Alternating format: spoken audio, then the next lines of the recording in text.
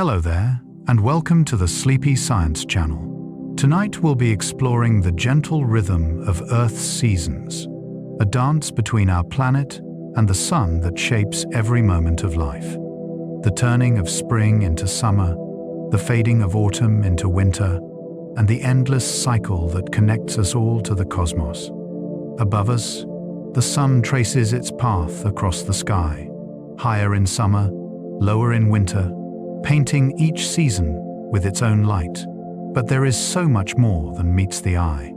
The tilt of our planet creates the symphony of seasons we experience.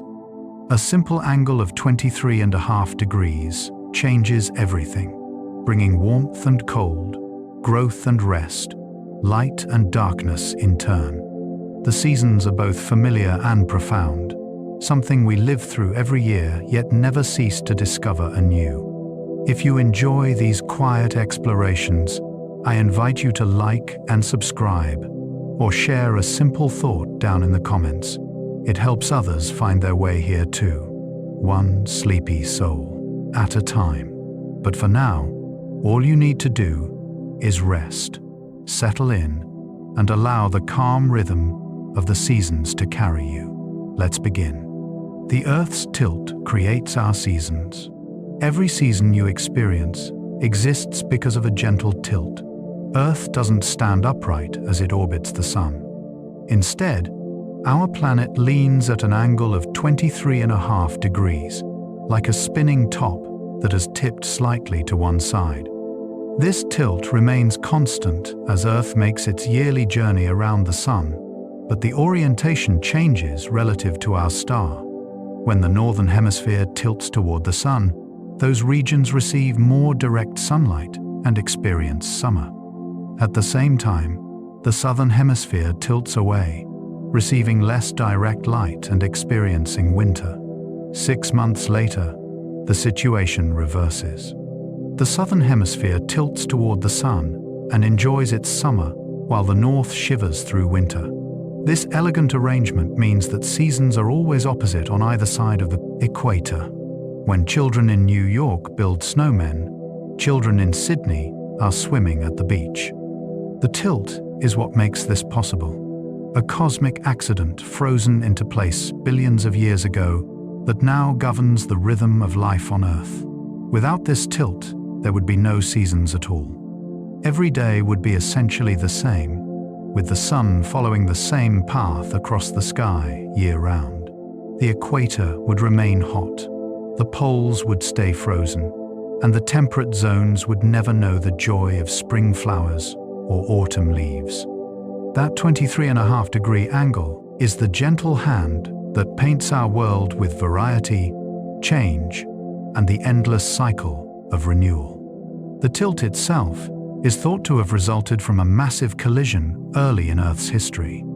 About 4.5 billion years ago, when our planet was still young and molten, an object roughly the size of Mars struck Earth in a glancing blow. The impact was so violent, it vaporized rock and ejected an enormous amount of material into orbit.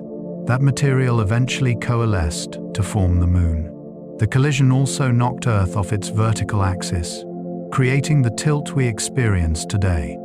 This ancient catastrophe, violent and destructive as it was, gave Earth something precious: the seasons.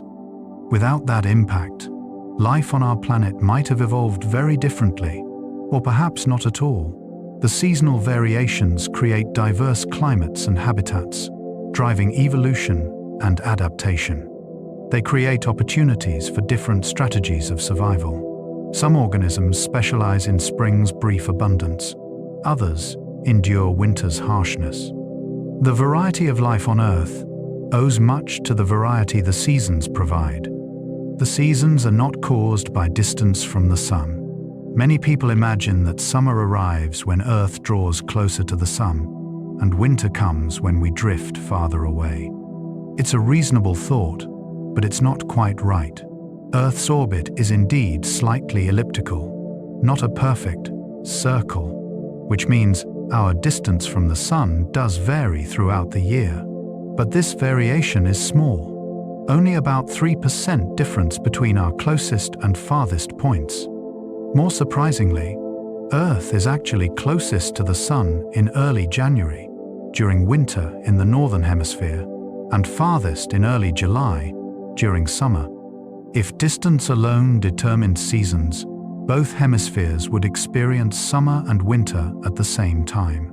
Instead, when it's winter in Boston, it's summer in Buenos Aires. When Melbourne enjoys its hot December days, Moscow is buried in snow. The key factor is not how far we are from the sun, but the angle at which sunlight strikes Earth's surface. When the northern hemisphere tilts toward the sun, sunlight hits more directly, concentrating its energy and warming the land. The sun climbs high in the sky at noon, and its rays fall nearly perpendicular to the ground. When the hemisphere tilts away, sunlight arrives at a shallow angle, spreading the same amount of energy over a larger area and providing less warmth. The sun traces a lower arc across the sky, never climbing very high. Think of shining a flashlight straight down onto a table versus shining it at a steep angle. The direct beam creates a small, bright circle. The angled beam spreads into a larger, dimmer oval. The same amount of light emerges from the flashlight, but it's concentrated differently. This is exactly what happens with sunlight and the seasons. This is why the equator remains warm year-round. Sunlight there is always nearly direct, never slanting too steeply. The sun passes almost directly overhead at noon throughout the year. It's also why the poles are so cold. Even in summer, when the sun never sets at the Arctic or Antarctic, it circles the horizon at a low angle, never climbing high enough to deliver strong warmth. The sunlight spreads over such a large area that its heating effect is minimal. Distance matters far less than geometry. The seasons are written not in miles, but in angles, in the way light falls upon the surface of our spinning world. This is one of nature's elegant lessons. Position and perspective matter more than proximity. The Earth receives roughly the same total amount of sunlight, whether close or far from the Sun in its orbit. What changes is how that light is distributed across the surface, and that distribution is controlled entirely by the tilt. Spring arrives at different times around the world. Spring doesn't announce itself everywhere at once. While we often mark the spring equinox as spring's beginning, the actual arrival of spring weather varies dramatically depending on where you live. In temperate regions of the northern hemisphere, spring typically begins in March, when daylight and darkness balance perfectly and temperatures start to climb. But in tropical regions near the equator, the concept of spring is less distinct. There, the year divides not into 4 seasons, but often just 2, wet and dry. The transition isn't marked by budding flowers, but by the arrival or departure of monsoon rains. In the southern hemisphere, spring arrives in September, when the south tilts back toward the sun after winter's darkness.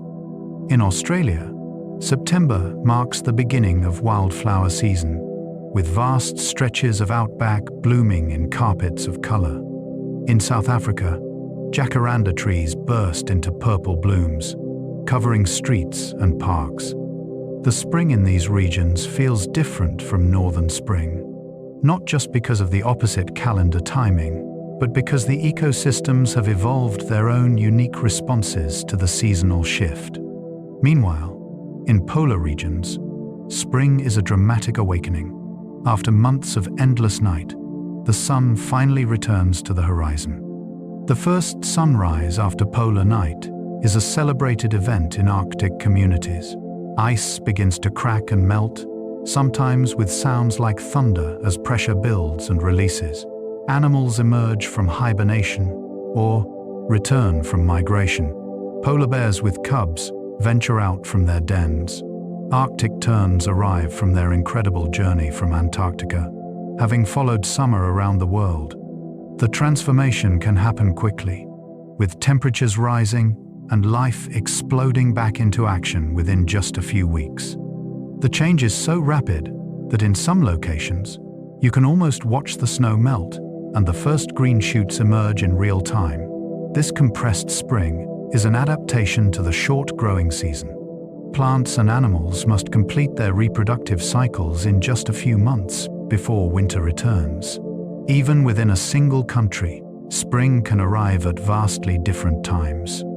In the United States, southern states like Florida and Texas may see spring flowers in February, while northern states like Minnesota or Maine might wait until April or even May for the snow to fully melt and green to return. Mountains receive spring later than valleys, a difference of just 1,000 feet in. Elevation can delay spring by several weeks. Coastal areas warm differently than inland regions. The ocean's thermal mass moderates temperature changes, so coastal spring arrives more gradually but lasts longer. Spring is not a single moment, but a gradual wave that washes across the landscape, bringing warmth, color, and life in its wake. To understand spring is to understand that Earth is a patchwork of climates, each responding to the sun's changing angle in its own time and way. The wave of spring moves northward in the northern hemisphere at a speed of about 10 to 15 miles per day, though this varies with terrain and weather patterns. You could theoretically follow spring north, experiencing its freshness for months rather than weeks. The spring equinox brings equal day and night twice each year. Day and night achieve perfect balance. These moments are called equinoxes, from Latin words meaning equal night. The spring equinox, also called the vernal equinox, occurs around March 20th in the northern hemisphere and September 22nd in the southern hemisphere. On these days, the sun rises almost exactly due east and sets almost exactly due west, regardless of where you are on Earth. The equator of Earth aligns perfectly with the plane of its orbit, and sunlight strikes the planet without favoring either hemisphere. At the equinox, nearly every place on Earth receives approximately 12 hours of daylight and 12 hours of darkness. This balance is fleeting. The very next day, the tilt begins to favor one hemisphere over the other again, and days grow longer in one half of the world, while shrinking in the other. The change is subtle at first, just a minute or two per day near the equinox, but it accelerates as the season progresses. For ancient peoples who lacked clocks and calendars, the equinox was a crucial marker. It told them that the balance had shifted, that winter's grip was finally loosening, or that summer's abundance was beginning to wane. They could determine the equinox by observing sunrise and sunset positions on the horizon, by measuring the length of shadows cast by vertical posts, or by tracking the sun's noon altitude over time. The word equinox itself carries the weight of observation and tradition. Cultures around the world have celebrated the spring equinox for thousands of years. In Persia, it marks Nowruz, the New Year, a festival of renewal and hope that predates Islam and has been celebrated for over 3,000 years. Families clean their homes, prepare special foods, and gather around tables decorated with symbolic items representing life and growth. The celebration lasts for days and emphasizes new beginnings. In Japan, the spring equinox is a national holiday called Shunbun no Hai. It's a time to honor ancestors and visit family graves, to clean and maintain the burial sites, and to leave offerings of flowers and food. Buddhist temples hold special services.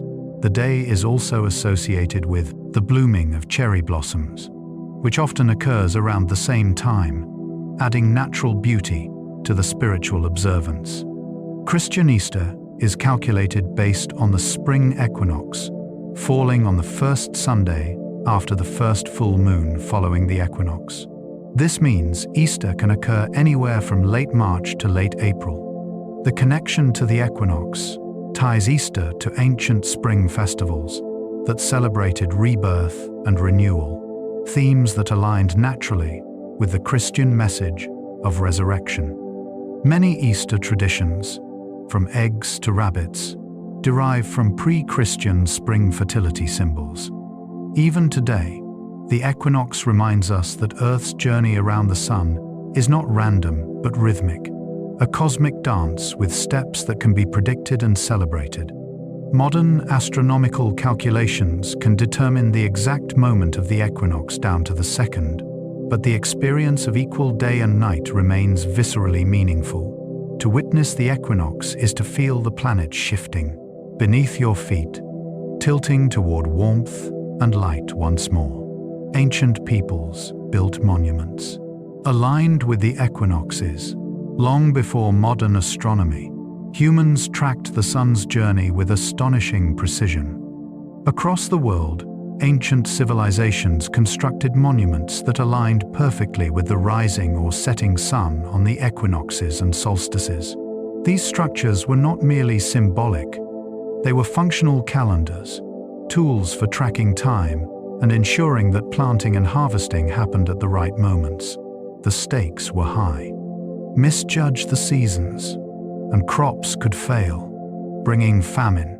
Get the timing right, and communities could thrive. At Chichen Itza in Mexico, the Mayan pyramid, known as El Castillo, puts on a spectacular display during the spring and autumn equinoxes.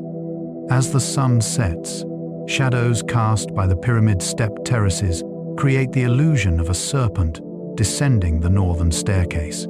This serpent, representing the feathered god Kukulkan, appears to slither down from the heavens to the earth, symbolizing the god's return and the renewal of the agricultural cycle. The effect lasts for several hours, as the sun's angle changes and the serpent seems to move down the pyramid. Thousands of people gather each year to witness this ancient celestial theater, a testament to Mayan astronomical knowledge and architectural skill. In Ireland, the passage tomb at Loughcrew is aligned with the equinox sunrise. When the sun rises on those 2 days each year, light streams through a narrow opening and illuminates the chamber inside, casting patterns on ancient stones carved with spirals, circles, and symbols whose meanings we can only guess at. The effect is brief but powerful. For a few minutes, the dark interior blazes with light, then returns to darkness for another 6 months. Similar alignments exist at other Irish sites, including the famous Newgrange, which is oriented to the winter solstice.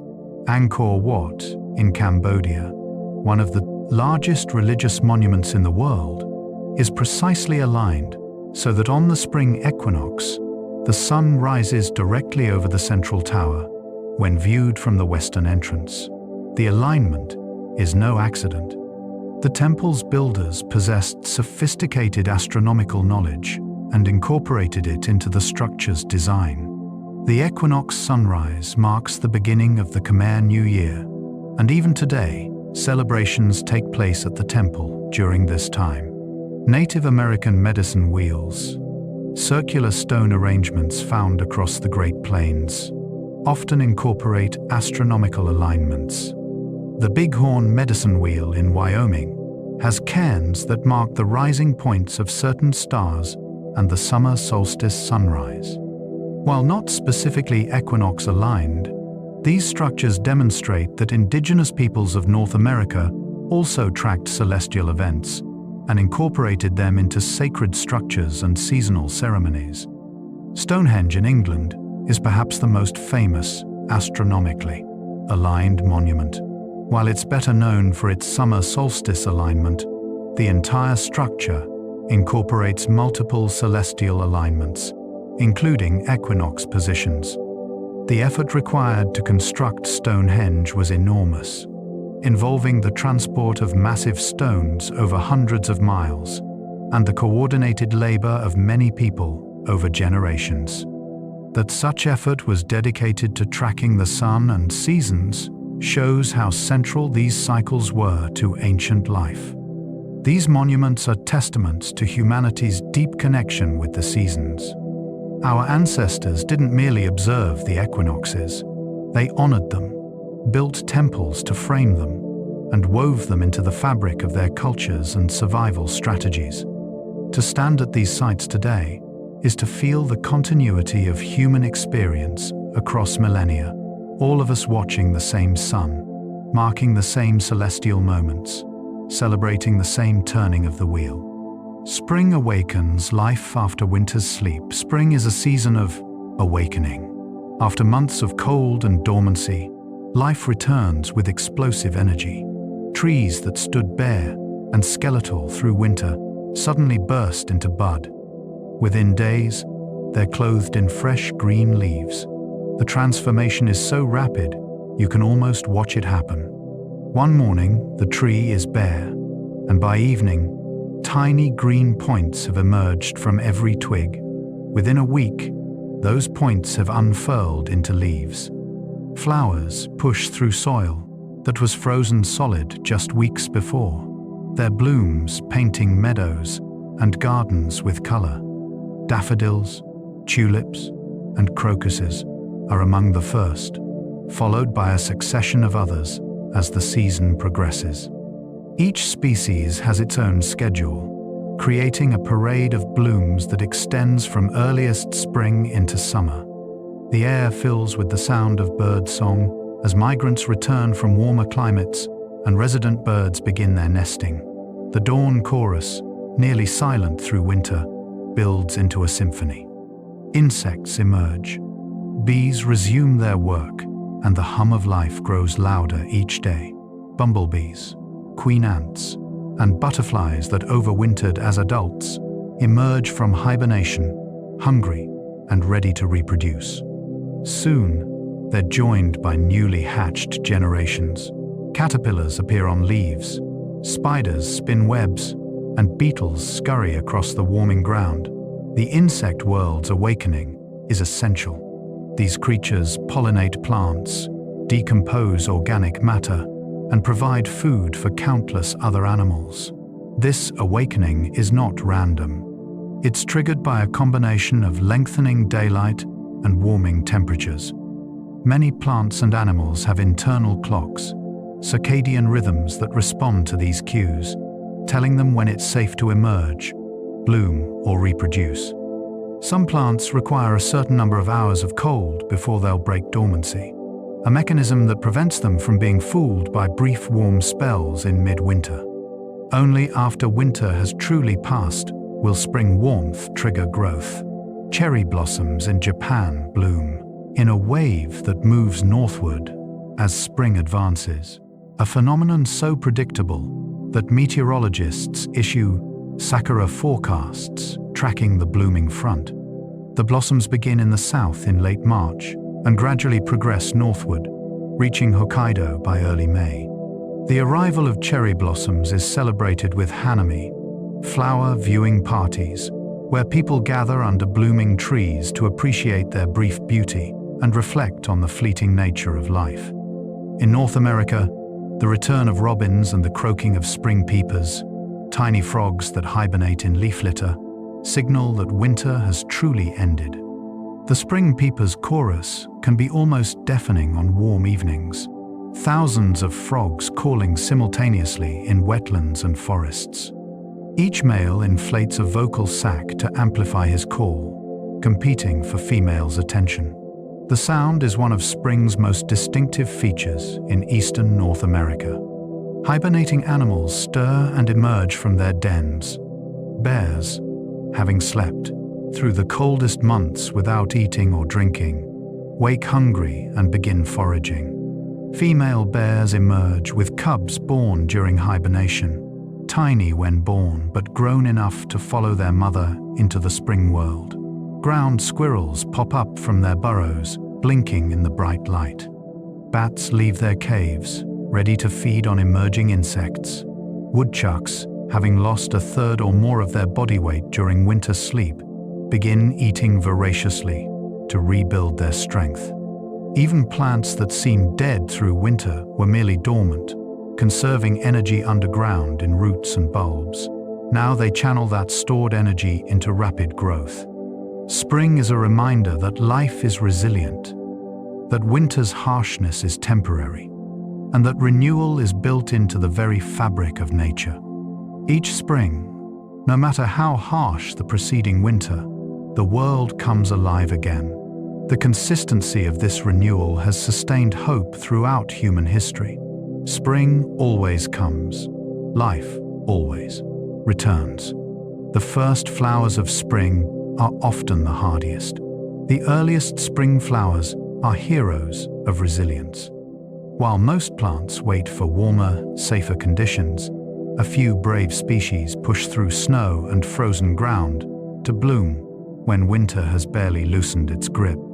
Snowdrops, crocuses, and hellebores are among the first, their delicate petals emerging sometimes while snow still blankets the ground around them.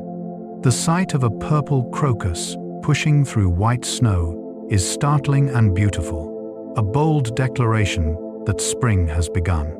These flowers have evolved special adaptations to survive the cold. Some can generate their own heat through metabolic processes, creating a microclimate around themselves that melts the snow. The process, called thermogenesis, is energy-intensive, but it gives these plants a crucial advantage. Others contain natural antifreeze compounds in their cells, preventing ice crystals from forming and rupturing cell walls. These same compounds are found in some cold water fish and insects that survive freezing temperatures. Early bloomers have thick, waxy petals that provide extra protection against cold and wind. Their colors are often vivid, even in low-light conditions, to attract the few pollinators active in early spring. Dark colors absorb more sunlight, helping to warm the flower. Some early spring flowers can track the sun, turning to follow it across the sky, maximizing heat absorption and signaling to pollinators from greater distances. These early bloomers serve an important ecological role. They provide nectar and pollen to the first bees and other pollinators that emerge on warm spring days. Without these early food sources, many insects would struggle to survive the transition from winter to full spring. Bumblebee queens, for instance, emerge from hibernation in early spring and need immediate access to food to regain strength before they can establish new colonies.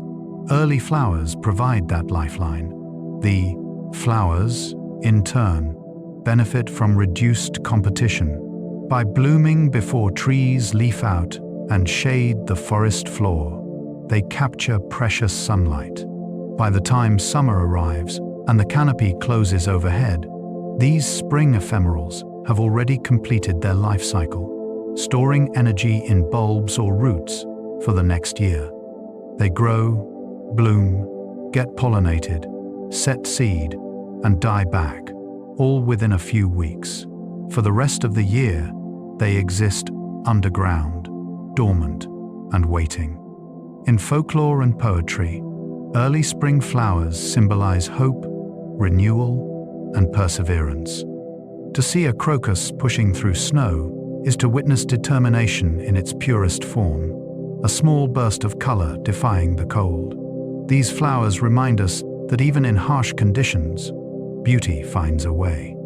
They are the vanguard of spring, the first to announce that change is coming, that warmth will return, and that life will triumph once more. The appearance of these flowers has been tracked for centuries, and the records show that in many regions, they're now blooming earlier than they did decades ago, a visible sign of climate change. What once appeared in mid-March now appears in early March or even late February. While longer spring might sound appealing, the earlier blooming can cause mismatches between flowers and their pollinators, or expose plants to late frosts that wouldn't have affected them in the past. The timing of spring is more delicate than it appears, the result of millions of years of evolutionary fine-tuning. Birds migrate thousands of miles to reach spring breeding grounds. One of spring's most remarkable phenomena is the return of migratory birds. After spending winter in warmer climates, millions of birds undertake epic journeys to return to their breeding grounds. Some species travel thousands of miles, navigating across oceans, deserts, and mountain ranges with astonishing accuracy. The scale of these migrations is hard to comprehend. Billions of individual birds across thousands of species, all moving in response to the same seasonal cues. The Arctic tern holds the record for the longest migration, flying roughly 44,000 miles each year from Arctic breeding grounds to Antarctic waters and back. This tiny bird, weighing just over 3 ounces, sees more daylight than any other creature on Earth because it experiences 2 summers each year, one in each hemisphere. Over its 30-year lifespan, an Arctic tern may fly more than 1 million miles, equivalent to 3 trips to the moon and back. Bar-tailed godwits fly non-stop for over 7,000 miles from Alaska to New Zealand, a journey that takes more than a week of continuous flight. They can't land on water, and there are no islands along their route, so they must keep flying day and night until they reach their destination. Before departure, they nearly double their body weight, storing fat that will fuel the journey. Their bodies undergo remarkable transformations, with digestive organs shrinking to reduce weight and flight muscles enlarging. After they arrive, these changes reverse. These migrations are driven by the abundance that spring brings to northern latitudes. Long days provide extended feeding time, up to 24 hours of daylight in the far north.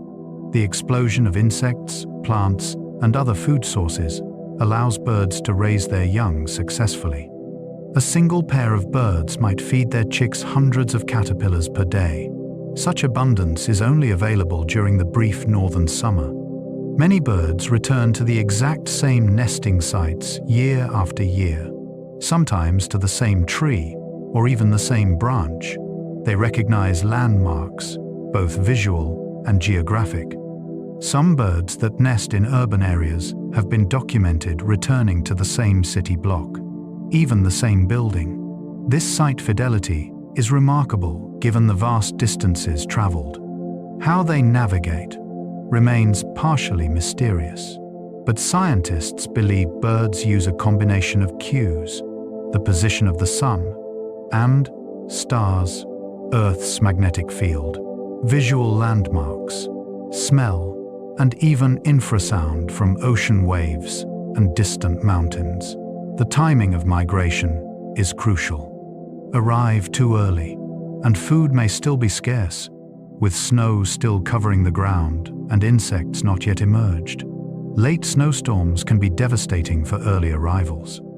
Arrive too late, and the best nesting sites may be taken by competitors, or the peak of insect abundance may have passed, reducing the chances of successfully raising chicks.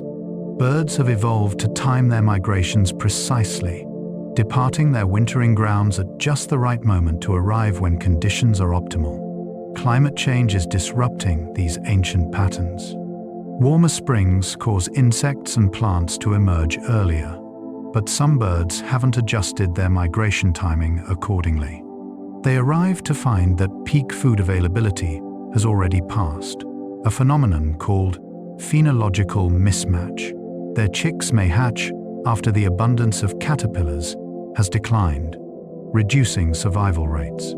Some bird populations are declining as they fail to adapt quickly enough to the changing climate. The return of migrant birds each spring is a reminder of the interconnectedness of ecosystems across the globe. The swallow darting over a pond in Vermont spent its winter in South America, covering thousands of miles twice each year. The warbler singing in a European oak wintered in Africa, crossing the Sahara Desert, one of the most inhospitable regions on Earth. Spring ties these distant places together in a web of movement and life, a planetary scale phenomenon driven by the simple tilt of Earth's axis. Summer solstice marks the longest day of the year. The summer solstice is the peak of the sun's journey, the moment when it climbs to its highest point in the sky and daylight reaches its maximum. In the northern hemisphere, this occurs around June 21st. In the southern hemisphere, it happens around December 21st. On this day, the sun rises at its most northerly or southerly point on the horizon and sets at its most extreme opposite point. Between these moments stretches the longest period of daylight the year will offer. The exact moment of the solstice can be calculated to the second. It's the instant when the sun reaches its greatest distance from the celestial equator, when Earth's axial tilt toward or away from the sun is at its maximum. This moment occurs simultaneously everywhere on Earth, though people experience different times of day depending on their time zone. For some, the solstice happens at noon. For others, it's midnight. But the astronomical event itself is universal. At the Arctic and Antarctic circles, the solstice brings the phenomenon of the midnight sun. The sun never sets, circling the horizon instead and remaining visible for a full 24 hours or more. In places like northern Norway, Alaska, Iceland, and parts of Greenland and Russia, residents experience continuous daylight for weeks or even months around the solstice. The sun dips toward the horizon at what would be midnight, then rises again without ever disappearing. The experience is surreal. Time feels suspended when darkness never arrives. People work, play, and go about their lives in perpetual light. Children play outside at midnight. Fishermen work around the clock. Tourists struggle to sleep in hotel rooms, even with blackout curtains. The human body's circadian rhythms, evolved to respond to day and night cycles, are challenged by the absence of darkness. Some people thrive in the constant light, feeling energized and productive. Others find it disorienting and exhausting. The midnight sun has practical implications. In regions where winter brings months of darkness, summer's continuous light allows for intense agricultural activity. Crops can photosynthesize around the clock, leading to accelerated growth. Vegetables grown in the Arctic during summer can reach impressive sizes. Cabbages, weighing over 90 pounds, have been recorded. The plants take advantage of every moment of light, growing rapidly in the brief season available. Conversely, at the opposite pole, the solstice means the darkest day of winter, with the sun never rising above the horizon. While one pole basks in endless day, the other endures endless night.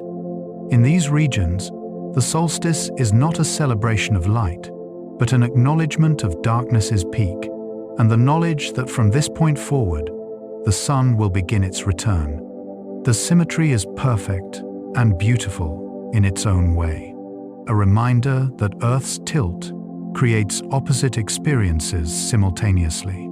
Ancient cultures marked the solstice with festivals and rituals. Stonehenge in England is famously aligned with the summer solstice sunrise. On that day, the sun rises directly over the heel stone when viewed from the center of the monument. Thousands gather there each year, maintaining a tradition thousands of years old to watch the sun rise over the ancient stones. The gathering is part celebration, part pilgrimage, part connection to ancestors who stood in the same place, watching the same event. In Scandinavia, midsummer celebrations are among the year's most important festivals. In Sweden, midsummer involves dancing around maypoles, wearing flower crowns, eating pickled herring and new potatoes, and singing traditional songs.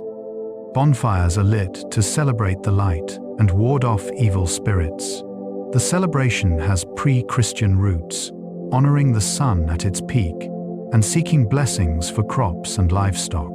Despite its ancient origins, midsummer is still widely celebrated, a living tradition that connects modern Scandinavians to their ancestors. The solstice represents a turning point, a moment when the sun's power peaks and then begins its slow decline toward autumn and winter. It's both a celebration and a subtle reminder that change is constant, that even the longest day must end, that the wheel continues turning. To experience the solstice is to feel the rhythm of the solar system in your body, to know viscerally that Earth is a planet tilted and spinning and orbiting, and that these motions create the patterns we call seasons. The term solstice means the sun stands still. The word solstice comes from Latin roots, sol meaning sun, and sistere meaning to stand still. It's a fitting name. For several days around the solstice, the sun's path across the sky appears to pause. It rises and sets at nearly the same points on the horizon, and its noon altitude barely changes. Day after day, the sunrise point shifts only slightly, and the length of daylight increases or decreases by just seconds. Ancient observers noticed this apparent stillness. After months of the sun rising progressively farther north or south each day, shifting its position along the horizon in a steady march, it suddenly seemed to stop before reversing direction. For people who carefully tracked the sun's movements, this pause was obvious and significant. It marked the transition point, the moment when the sun would begin its journey back in the opposite direction. This stillness is an illusion created by Earth's orbital mechanics. As our planet travels around the sun, the tilt of its axis means the point where the sun appears highest in the sky shifts gradually throughout the year. This shift is caused by the changing angle between Earth's axis and the sun. At the solstice, this shift reaches its extreme and briefly reverses. The sun doesn't actually stop moving, of course. Earth continues its relentless orbit at about 67,000 miles per hour. But from our perspective on the ground, there's a distinct pause, a held breath, before the sun begins its journey back toward the equator. For ancient peoples without telescopes or modern astronomy, the solstice was a crucial moment that required observation and celebration. It confirmed that the sun would indeed return, that winter would not last forever, or, in the case of summer solstice, that the days of abundance were at their peak. This might seem obvious to us now, but consider the perspective of someone living thousands of years ago. The sun has been moving in one direction for months. Will it continue indefinitely? Will it eventually disappear entirely? The solstice answers these fears. The sun reaches its limit, pauses, and turns around. Many cultures performed rituals to encourage the sun to turn around, to ensure it would come back and bring warmth and light again. In some traditions, this was explicit. The rituals were intended to help the sun, to give it strength for its return journey. In others, the rituals were celebrations of the turning point, acknowledgements of the cosmic cycle. These ceremonies reflect a deep human anxiety about the reliability of nature and a need to participate actively in the seasonal cycle, rather than passively watching it unfold. We know intellectually that the seasons will continue their cycle, whether we celebrate them or not. The solstice will occur, and the sun will reverse course regardless of human activity. But some part of us still feels the need to mark these moments, to honor the turning points, to gather with others and acknowledge that we've reached a significant point in the year. We maintain these traditions not because we believe our rituals affect the sun, but because marking these transitions helps us feel connected to the cosmos and to the long chain of humans who watched the same sky and felt the same awe. The solstice reminds us that we live on a planet whose relationship with its star changes throughout the year in predictable ways. That these changes can be calculated centuries in advance is testament to human ingenuity and scientific understanding. That we still gather to watch solstice sunrises and sunsets is testament to something deeper, a recognition that these cosmic events are worthy of attention and celebration, that they connect us to something larger than ourselves. Summer brings the warmest temperatures. Despite the solstice passing, there's a curious lag between the summer solstice and the year's hottest weather. The longest day occurs in late June in the northern hemisphere, but the warmest temperatures typically don't arrive until July or August, sometimes even early September. This delay, usually lasting 4 to 8 weeks depending on location, puzzles many people. If we're receiving the most sunlight in late June, shouldn't that be the hottest time? Why does peak heat arrive after the days have already started getting shorter? The answer lies in thermal inertia, the tendency of matter to resist changes in temperature. Earth's land, and especially its oceans, take time to heat up. After winter and spring, when they've been cooled for months, the ground and water are still relatively cool as summer begins. Even though the solstice delivers maximum sunlight, this energy goes first into warming the land and water rather than immediately into raising air temperature. As summer progresses, Earth's surface continues absorbing solar energy day after day. Even after the solstice passes and days begin to shorten slightly, the accumulated heat keeps building. The surface is still receiving more energy from the sun each day than it's radiating back into space, so temperatures continue to climb. It's similar to how an oven continues to heat up for a while after you turn it on, or how a pot of water keeps warming even as you reduce the flame. The system has momentum. Oceans are particularly important in this process. Water has a very high heat capacity, meaning it can absorb a lot of energy without changing temperature quickly. A given volume of water requires about 4 times as much energy to warm by 1 degree as the same volume of rock or soil. Oceans cover more than 70% of Earth's surface, so their influence on global temperature is enormous. Coastal regions experience this lag more noticeably than inland areas. The warmest ocean temperatures often occur in late summer or early autumn, well after the solstice. This stored heat then moderates the climate, keeping coastal areas warmer as autumn approaches. Places like San Francisco have their warmest weather in September and October, months after the summer solstice, because the Pacific Ocean takes all summer to warm up. By the time the ocean reaches its peak temperature, autumn has officially begun. The warm ocean water then keeps the air above it warm, even as days continue shortening. The lag also means that when summer finally does reach its temperature peak, the days are already noticeably shorter than they were at the solstice. By late August in the northern hemisphere, sunset might occur 45 minutes earlier than it did at the June solstice. Yet August is often the hottest month. The reduced daylight doesn't immediately translate to cooler temperatures because the accumulated heat in land and water takes time to dissipate. The seasons are not just about the amount of sunlight we receive right now, but about the accumulated effect of sunlight over time.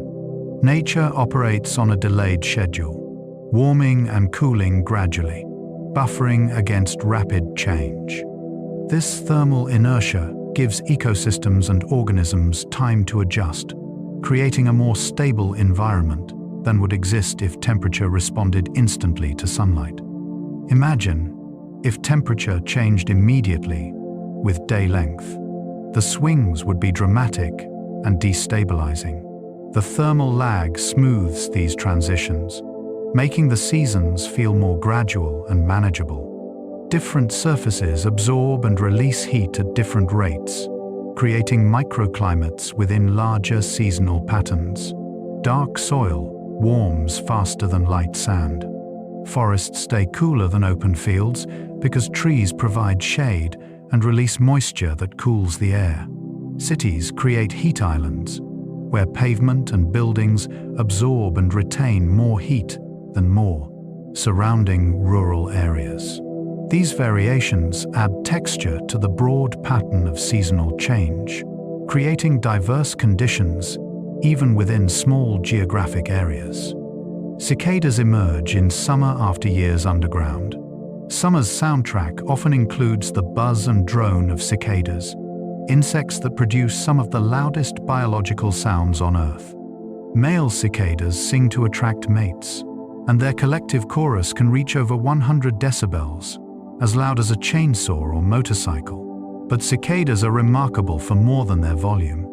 Many species spend the vast majority of their lives underground, feeding on tree roots in darkness, only emerging briefly to mate and reproduce. Annual cicadas appear every summer, their life cycle lasting 2 to 5 years. But the most famous are the periodical cicadas of North America, which remain underground for either 13 or 17 years before emerging en masse. These prime-numbered cycles may have evolved to avoid synchronizing with predators that operate on shorter, more predictable cycles. A predator with a 2, 3, 4, or 5-year cycle will rarely coincide with cicadas on 13 or 17-year cycles. When emergence finally happens, it's spectacular. Millions or even billions of cicadas surface within a matter of days, sometimes creating a density of over 1 million per acre. They emerge at night, climbing onto trees, fences, and buildings. Their nymphal skin splits open, and the adult cicada pulls itself out, pale and soft. Over several hours, the adult hardens and darkens, developing its distinctive coloration and spreading its wings. The transformation is complete by morning, and within days, the forest is filled with their song. Males congregate in groups called choruses, singing together to amplify their sound. Different species have different songs, some a steady drone, others pulsing or clicking. Females respond by flicking their wings, making a clicking sound. Males locate these responding females and attempt to mate. The entire adult stage lasts only a few weeks. During this time, cicadas eat little if at all. Their purpose is reproduction. After mating, females cut slits in tree branches and deposit their eggs. Each female may lay hundreds of eggs in dozens of different branches. The egg laying damages the branches, causing them to die and eventually fall to the ground. When the eggs hatch weeks later, the tiny nymphs drop from the dead branches and burrow into the soil, beginning their own long underground period. The adults die, having completed their life's purpose. Their bodies litter the ground, eventually decomposing and returning nutrients to the soil. This mass emergence is a survival strategy called predator satiation. By appearing in enormous numbers all at once, cicadas ensure that even though predators gorge themselves, plenty of insects survive to reproduce. Birds, mammals, reptiles, and other predators eat so many cicadas they become satiated, unable to consume the surplus. Some birds raise extra chicks during cicada years due to the abundance of protein-rich food, but the cicadas survive as a species because no number of predators can eat them all. The strategy works. Despite the feast, enough cicadas survive to ensure the next generation. After emergence years, 13 or 17 years of quiet follow before the next generation surfaces. Some regions have multiple broods of periodical cicadas on different cycles, so emergences happen more frequently, though any given brood appears only once every 13 or 17 years. For the human observer, the emergence of cicadas is one of summer's most distinctive features. Their song rises and falls in waves, a pulsing rhythm that seems to embody the heat itself. The sound can be so loud that conversation becomes difficult near large choruses. Yet many people find the sound comforting, associative with summer afternoons and memories of childhood. In folklore and literature, cicadas represent the peak of summer, the lazy, hot days when their voices dominate the soundscape. To hear them is to know that summer has fully arrived, that the warmth is here to stay for a while, and that nature is in full voice. Fireflies light up summer evenings with bioluminescence. Few summer sights are more magical than fireflies twinkling in the dusk. These beetles, also called lightning bugs, produce light through a chemical reaction called bioluminescence. Inside specialized organs in their abdomens, a substance called luciferin reacts with oxygen in the presence of an enzyme called luciferase. The result is a cool light, with almost no heat wasted, far more efficient than any light bulb humans have invented. Nearly 100% of the energy goes into light production rather than heat. Each firefly species has its own unique flash pattern, a Morse code of light used primarily for courtship. Males fly through the air flashing their signals, while females typically perch on vegetation, watching. If a female is interested, she responds with her own species-specific flash pattern. The male, seeing the response, flies toward her and continues signaling. The exchange continues until they meet, or until one gives up. The timing, duration, number of flashes, and even the flight pattern while flashing are all part of the language. Some species flash in synchrony, with thousands of fireflies lighting up simultaneously in a breathtaking display. In the Great Smoky Mountains of North America, one species called Photinus carolinus flashes in perfect unison for several seconds, then goes dark for several seconds, then flashes again. The effect is stunning, as if the forest itself is breathing light. Researchers believe this synchrony may help individual fireflies stand out against the background of other flashing insects, making it easier for females to identify males of their own species. Other synchronous species exist in Southeast Asia, where mangrove trees along rivers become filled with thousands of fireflies, all flashing together. The trees seem to glow and pulse with light, visible from great distances. Local people have long known about these displays, and they've become tourist attractions. The synchronization is achieved through a process similar to how a room full of people clapping will eventually synchronize their applause. Individual fireflies adjust their flash timing in response to their neighbors, gradually bringing the whole group into coordination. Not all fireflies synchronize. Many species flash independently, creating a more scattered, twinkling effect like stars. Some species produce glowing light rather than flashing.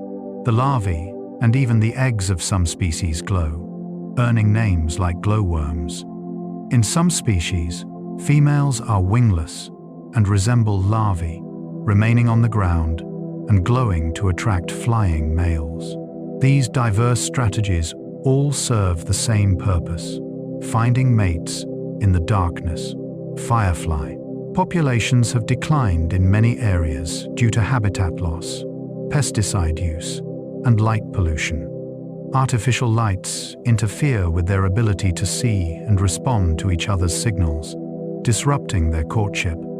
A streetlight or porch light can overwhelm the subtle flashes of fireflies, making it impossible for males and females to find each other. Habitat loss has eliminated the meadows, forests, and wetlands many species require. Pesticides kill firefly larvae, which live in soil and leaf litter for up to 2 years before becoming adults. Conservation efforts aim to protect firefly habitats and reduce light pollution in key areas. Some communities have established firefly sanctuaries where outdoor lighting is restricted during peak firefly season. Citizen science projects track firefly populations, documenting which species appear where and when. The efforts are motivated not just by a desire to preserve these beetles, but by recognition that fireflies are indicators of environmental health. Where fireflies thrive, ecosystems are intact. For those who still have fireflies in their region, the experience of watching them on a warm summer evening connects us to childhood wonder and to the simple beauty of nature. There's something primordial about sitting in darkness, watching points of light appear and disappear, not knowing where the next flash will come. Children delight in catching fireflies in jars, watching them glow up close before releasing them. Adults find themselves mesmerized, taken back to their own childhoods and to a slower pace of life. The light of a firefly is a reminder that not all illumination requires heat or electricity. Life has found its own ways to create light, using chemistry perfected over millions of years of evolution. Each flash is an invitation, a signal, a tiny beacon in the gathering darkness that says, "I am here, I am alive, and I am looking for connection." In that simple act, fireflies embody something profound about life itself, the drive to connect, to communicate, to find others in the darkness. Autumn equinox signals the return to balance.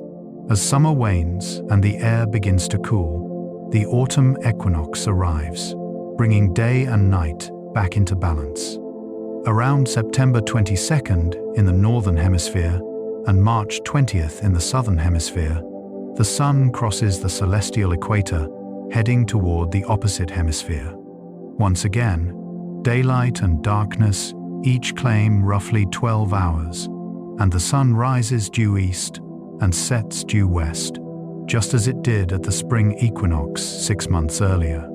The autumn equinox carries a different feeling than its spring counterpart.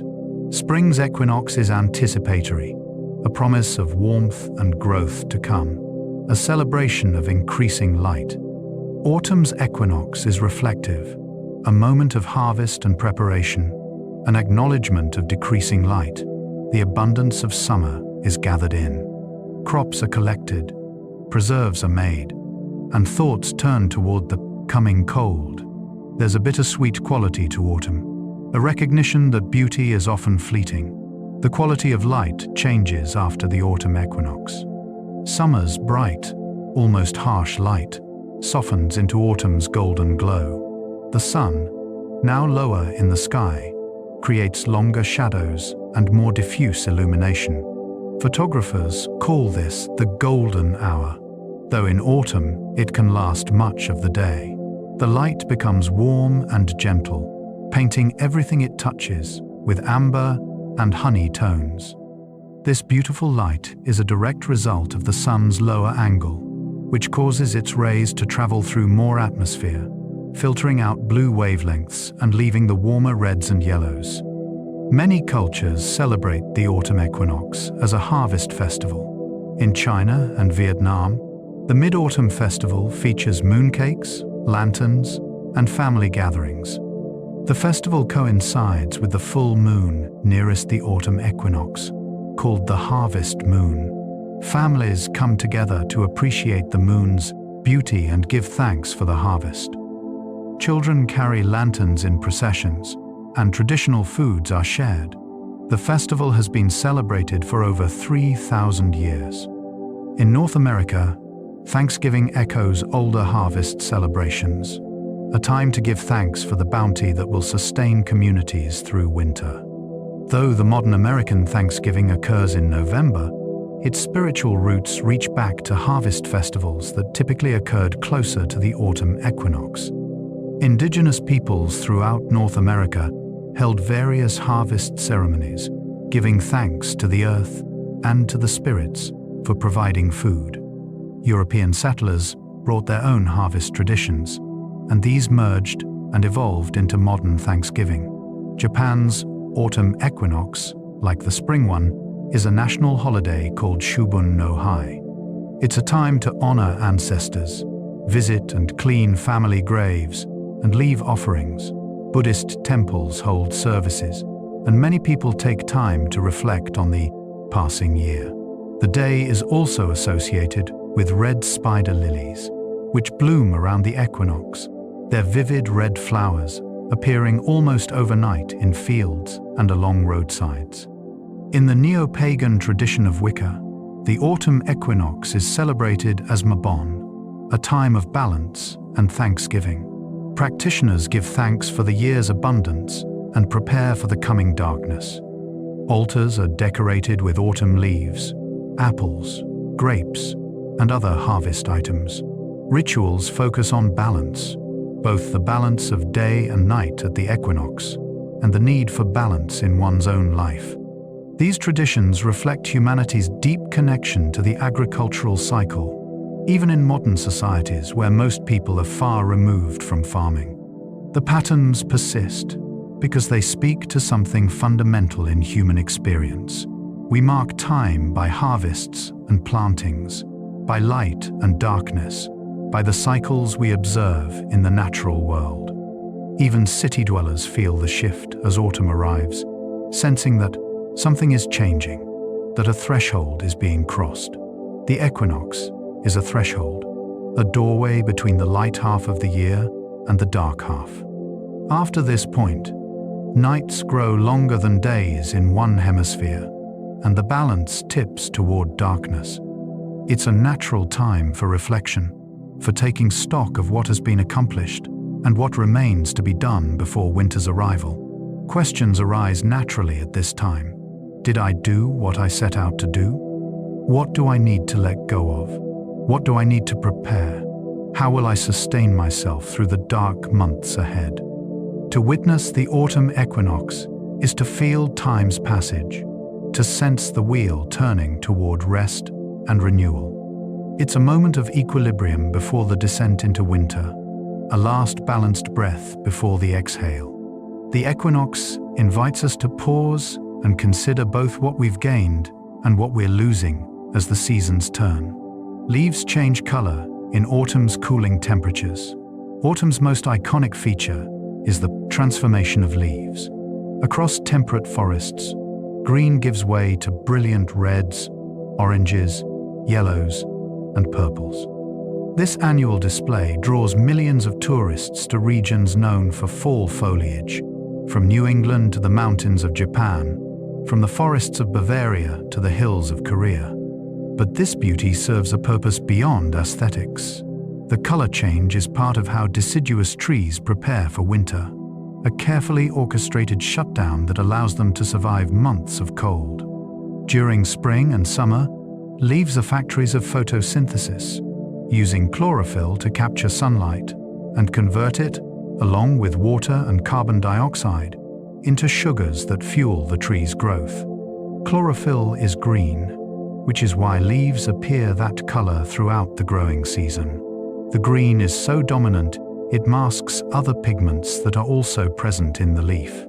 But as days shorten and temperatures drop, trees begin to shut down their food production. Photosynthesis becomes less efficient and less worthwhile as available sunlight decreases. The tree starts preparing for winter dormancy. It begins forming a layer of cells called the abscission layer at the base of each leaf stem. This layer will eventually seal off the leaf from the rest of the tree and allow it to fall. Before that happens, the tree retrieves valuable nutrients from the leaves, particularly nitrogen, which is scarce and valuable. These nutrients are transported back into the branches and trunk and stored for use the following spring. As this process unfolds, the chlorophyll in leaves breaks down and isn't replaced. The green fades, and other pigments that were present all along but masked by chlorophyll become visible. Carotenoids produce yellow and orange hues. These are the same pigments that make carrots orange and corn yellow. They were in the leaves all summer, helping capture certain wavelengths of light, but the abundance of green chlorophyll hid them. As the chlorophyll disappears, the yellows and oranges emerge. Anthocyanins create reds and purples. Unlike carotenoids, anthocyanins are not present in leaves during summer. They're produced in autumn in response to certain conditions. when leaves still contain sugars from photosynthesis, but the cool nights prevent these sugars from being transported out of the leaves. The combination of sugars, light, and cool temperatures triggers anthocyanin production. These red pigments may serve as a kind of sunscreen, protecting the leaf cells during the nutrient retrieval process. They may also make leaves less appetizing to insects that might try to feed on them during this vulnerable period. The exact colors and their intensity depend on several factors: tree species, weather conditions, soil chemistry, and the individual tree's health. Maples are famous for their brilliant reds, especially sugar maples and red maples in North America. Japanese maples offer similar beauty in Asia. Aspens and birches turn golden yellow, creating vast swaths of gold in mountain forests. Oaks often shift to deep russets and browns, a subtler but rich transformation. Hickories produce golden bronze. Dogwoods turn purplish red. Each species has its own palette, and mixed forests create a patchwork of colors. Weather conditions greatly influence the display. Sunny days encourage anthocyanin production, intensifying red colors. Cool but not freezing nights help preserve the colors. A warm, wet autumn may produce muted colors as chlorophyll breaks down slowly and leaves fall before peak color. An early hard freeze can damage leaves and cause them to turn brown and drop without the colorful intermediate stage. The best displays typically occur when autumn days are sunny and warm, and nights are cool but above freezing, with adequate soil moisture. Drought can stress trees and cause early color change or leaf drop. Excessive rain can shorten the color season. The timing of the first frost is crucial. A very early frost might damage leaves before they color. A very late frost allows colors to develop fully. The interplay of these factors means that no two autumns are exactly alike. Some years produce spectacular displays that people remember for decades. Other years are less impressive. Regional variations add to the complexity. In New England, peak colors typically occur in early October, starting in the north and moving south as the season progresses. In the southern Appalachians, peak comes later, often in mid to late October. In the Pacific Northwest, autumn colors are more subdued because many trees are evergreen conifers. In the Midwest, vast forests of maples and oaks create impressive displays. In Europe, the forests of Germany, Austria, and Romania are renowned for autumn beauty. The color change also serves as a retrieval operation. Before dropping their leaves, trees extract valuable nutrients and transport them to roots for storage. The leaf's cellular structure begins to weaken as the abscission layer forms. Enzymes break down cell walls. Eventually, the connection becomes so weak that wind, rain, or even the leaf's own weight causes it to fall. What we perceive as beauty is really a carefully orchestrated shutdown, a tree's preparation for survival. The fallen leaves blanket the forest floor, breaking down over time and returning nutrients to the soil. Nothing is wasted. Autumn's colors are not just death, but also the beginning of the next cycle of growth.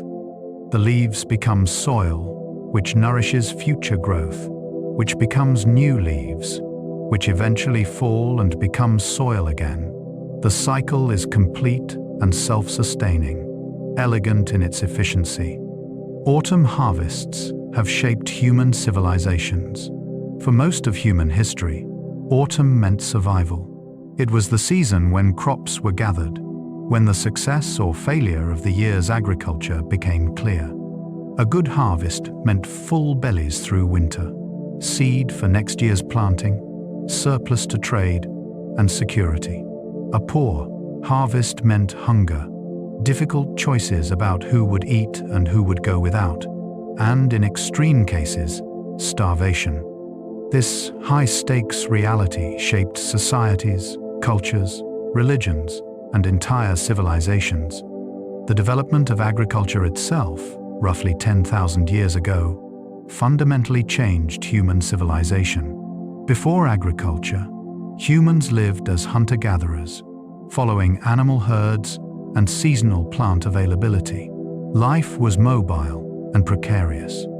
By learning to plant, tend, and harvest crops, humans could settle in one place rather than constantly moving in search of food. This settlement enabled the development of villages, then towns, then cities. With settled agriculture came specialization. Not everyone needed to grow food, which freed some people to become craftspeople, priests, soldiers, administrators, or rulers. All of this depended on the reliable cycle of seasons and the knowledge of when to plant and when to harvest. Those who understood the seasons and could predict them had power. Priest astronomers, who could determine when to plant based on celestial observations, became crucial members of society. Different crops have autumn harvests, each with its own timing and requirements. Grains like wheat, barley, rice, and corn are harvested in autumn in temperate regions. Fruits like apples, grapes, pears, and pumpkins reach maturity. Vegetables like squash, potatoes, carrots, and onions are dug from the earth. Nuts fall from trees, providing protein-rich food that stores well. Each crop requires knowledge of the right time to harvest. Too early and yields are reduced or quality suffers. Too late and crops might be damaged by frost, rain, or pests. The specific harvest time varies by crop, variety, and climate, but the principle remains. Autumn is the payoff for spring's planting and summer's growth. All the labor of preparing soil, planting seeds, weeding, watering, and protecting crops from pests and disease culminates in this brief window when food must be gathered. The work is intense and urgent. Once crops are mature, they must be harvested quickly before weather changes or animals get to them. Modern technology and global trade have insulated many people from direct dependence on harvests, but the rhythm persists. Farmers' markets overflow with autumn produce. Pumpkins and apples pile high in stores. The harvest season still matters, even if most consumers are buffered from its urgency by supply chains and storage systems. For farmers, harvest remains a time of stress and satisfaction, the moment when a year's work and investment pays off or fails. In rural areas, harvest is still a community event. Neighbors help each other bring in crops, sharing equipment and labor. There's celebration, but also exhaustion. Modern harvesting equipment has reduced the manual labor required, but the pressure remains. Weather is always a concern.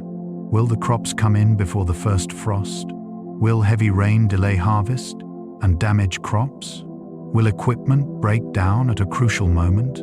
These concerns have driven human ingenuity for millennia, leading to advances in tools, storage, preservation, and crop varieties. Harvest failures have toppled governments and driven mass migrations. The Irish potato famine of the 1842, caused by a potato blight that destroyed crops for several consecutive years, resulted in the death of about 1 million people and the emigration of another million. The Dust Bowl of the 1932 in the American Great Plains, caused by drought and poor farming practices, displaced hundreds of thousands of families. These disasters remind us how dependent human civilization remains on successful harvests, even in the modern era. To understand autumn is to understand this ancient relationship between humans and the land, a partnership built on observation, patience, and respect for the turning of seasons. Every culture that has practiced agriculture has developed deep knowledge of seasons, soil, weather, and plants. This knowledge was passed down through generations, refined through experience, and essential to survival. To lose this knowledge is to lose a connection to the land and to the rhythms that sustained our ancestors. Animals prepare for winter throughout autumn. As autumn progresses, the natural world becomes a flurry of preparation. Animals instinctively know that lean times are coming, and they respond in various ways. Each species following strategies evolved over millions of years. Some gather and store food, creating caches that will sustain them through winter. Others fatten up, building reserves of body fat. Still others begin long migrations to more hospitable climates. The variety of strategies is remarkable, each adapted to specific needs and environments. Squirrels and chipmunks gather nuts and seeds, hiding them in multiple locations to sustain them through winter. A single gray squirrel might cache thousands of nuts in dozens of different spots. They don't remember every cache location. Instead, they use their sense of smell to relocate buried food under snow. Forgotten caches sprout into new trees, making these animals important dispersers of seeds and shapers of forest composition. Oak forests, in particular, owe their distribution partly to squirrels burying acorns. Chipmunks take a different approach, creating large larders in underground burrows. They stuff their cheek pouches with seeds and nuts and carry them home, building substantial food stores. Throughout winter, they wake periodically from torpor to eat from these stores. Black bears, unlike many people believe, don't truly hibernate. They enter a state called torpor, where their body temperature drops only slightly and they can wake if disturbed. But they don't eat, drink, urinate, or defecate for months. To prepare, they enter a phase called hyperphagia in autumn, eating voraciously to build fat reserves. During hyperphagia, a bear might consume 20,000 calories a day, sometimes more. They eat constantly, seeking high-calorie foods like nuts, berries, and salmon. A bear might gain hundreds of pounds in just a few weeks. Female bears give birth during winter torpor, and the cubs nurse and grow while the mother sleeps, living entirely off her fat reserves. When bears emerge in spring, they've lost a third or more of their body weight and are extremely hungry. Birds that migrate begin their journeys south, traveling at night when air is calmer and predators fewer. Many songbirds fly at night, using stars and Earth's magnetic field to navigate. They feed during the day and fly at night, sometimes covering hundreds of miles in a single evening. Larger birds like geese and cranes fly in V formations during the day, their calls echoing across the sky. These formations are efficient, with each bird benefiting from the updraft created by the bird in front of it. Monarch butterflies, despite their delicate appearance, undertake an extraordinary migration from North America to specific forests in Mexico, a journey of up to 3,000 miles. Remarkably, no individual butterfly makes the round trip. The ones that fly south in autumn will die in Mexico. Their descendants, several generations removed, will make the return journey north the following spring and summer, taking multiple generations to complete the cycle. How they find the exact same trees their great-great-grandparents left is still not fully understood. Mammals that hibernate begin eating voraciously in autumn, building up fat reserves to sustain them through months of sleep. Groundhogs can gain half their body weight in autumn. Bats gather in caves or other hibernation sites, sometimes traveling hundreds of miles to reach traditional hibernacula. They cluster together for warmth, their body temperatures dropping dramatically, sometimes to just above freezing. Their heart rates slow from hundreds of beats per minute to just a few. Their breathing becomes barely perceptible. Even animals that remain active through winter make changes. Deer grow thicker coats with hollow hairs that trap air and provide excellent insulation. Foxes and rabbits develop winter fur that's denser, and in some species, changes color to white for camouflage in snow. Ermine and snowshoe hares transform from brown to white, becoming nearly invisible against snow. These color changes are triggered by day length, with shorter days stimulating the growth of white fur. Beavers work frantically in autumn to repair dams and lodges and to cache branches underwater near their lodges. They'll feed on the bark of these cached branches throughout winter without leaving the safety of their homes. Muskrats and river otters similarly prepare their shelters. Honeybees cluster in their hives, vibrating their flight muscles to generate heat. The cluster contracts and expands, rotating so that bees on the cold outer edge periodically move to the warm center. They survive on honey they produced and stored during summer. These adaptations are triggered by changes in day length and temperature, biological switches that have evolved over countless generations. Autumn is not just a season of beauty. It's a season of urgent preparation, a time when survival depends on reading the signs and responding correctly. Nature's creatures, guided by instinct honed over millions of years, know how to prepare. They've been doing it successfully since long before humans walked the earth. Winter solstice marks the shortest day of the year. The winter solstice is the mirror image of summer's peak. It's the moment when the sun reaches its lowest point in the sky, when daylight shrinks to its minimum and night stretches to its maximum. In the northern hemisphere, this occurs around December 21st. In the southern hemisphere, it happens around June 21st. The sun rises at its most southerly or northerly point on the horizon and arcs across the sky at its lowest angle, barely climbing above the horizon in high latitudes, setting at the opposite extreme just a few hours later. At the Arctic and Antarctic circles, at 66.5 degrees latitude north and south, the solstice brings polar night, the opposite of summer's midnight sun.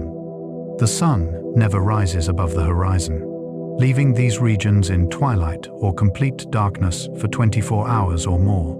Above the Arctic Circle, the period of polar night lengthens with increasing latitude. At the North Pole itself, the sun sets at the autumn equinox and doesn't rise again until the spring equinox, resulting in 6 months of continuous darkness. In places like Barrow, Alaska, now called Utqiagvik, the northernmost town in the United States, the sun sets in mid-November and doesn't rise again until late January. A period of about 65 days of polar night. The experience can be profound and challenging. Humans are diurnal creatures, adapted to wake with light and sleep in darkness. When darkness persists for months, sleep patterns can be disrupted. Some people experience insomnia, others feel constantly tired. Circadian rhythms, normally synchronized by exposure to light and darkness, drift out of alignment. Many people in polar regions experience seasonal affective disorder, or SAD, during the long, dark winter. The lack of sunlight affects mood and energy levels. Some people feel depressed, lethargic, irritable, or anxious. Historically, Arctic communities developed coping strategies, social structures that emphasized community support, storytelling, and shared activities to help people through the dark months. Modern residents supplement with bright artificial lights designed to mimic sunlight, vitamin D supplements to replace what would normally be produced in skin exposed to sun, and in some cases, antidepressant medications. Ancient peoples feared the winter solstice. The sun had been growing weaker and more distant for 6 months. Would it continue to weaken and disappear entirely? The shortening days created existential anxiety. Rituals and festivals arose to encourage the sun's return, to give it strength for the journey back. These weren't mere superstitions.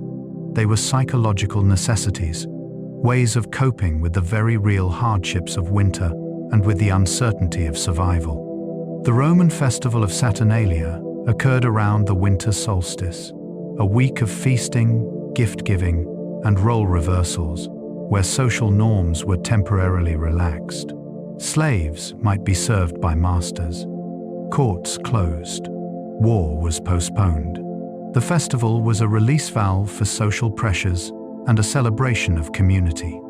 Celtic Yule involved bonfires, evergreen decorations, and the Yule log, a large log burned throughout the solstice night to symbolically help the sun through its darkest moment. Numerous other winter celebrations coincide with the solstice: Chinese Dongji Festival, Persian Yalda Night, Korean Dongji, and many others. All mark the turning point of winter. Many Christmas traditions, from decorated evergreen trees to the exchange of gifts to the feast itself, have roots in pre-Christian solstice festivals. The timing is no accident. Celebrating during the darkest time of year with light, warmth, food, and community helps humans psychologically survive the harsh season. The solstice also represents hope. After this point, days begin to lengthen again. The sun starts its slow climb back toward the equator. The process is gradual, barely noticeable at first. For several days around the solstice, the change is minimal, just seconds per day. But the turning point has been reached. Winter will continue for months. The coldest weather is often still ahead. But the trajectory has shifted. Light will return, slowly but surely. This is why solstice celebrations often emphasize themes of return, renewal, and hope. The darkest moment contains within it the promise of light. To mark the winter solstice is to celebrate that promise, the knowledge that darkness, no matter how deep, is temporary. The sun will return. Spring will come again. Life will renew. These certainties sustained our ancestors through countless winters, and they sustain us still, even in an age of heated homes and electric lights. We may be buffered from winter's worst, but we still feel the pull of the dark, the weight of short days, the need for light and warmth and community. The solstice speaks to something deep in human psychology, a recognition that we are creatures of light and that its return is cause for celebration.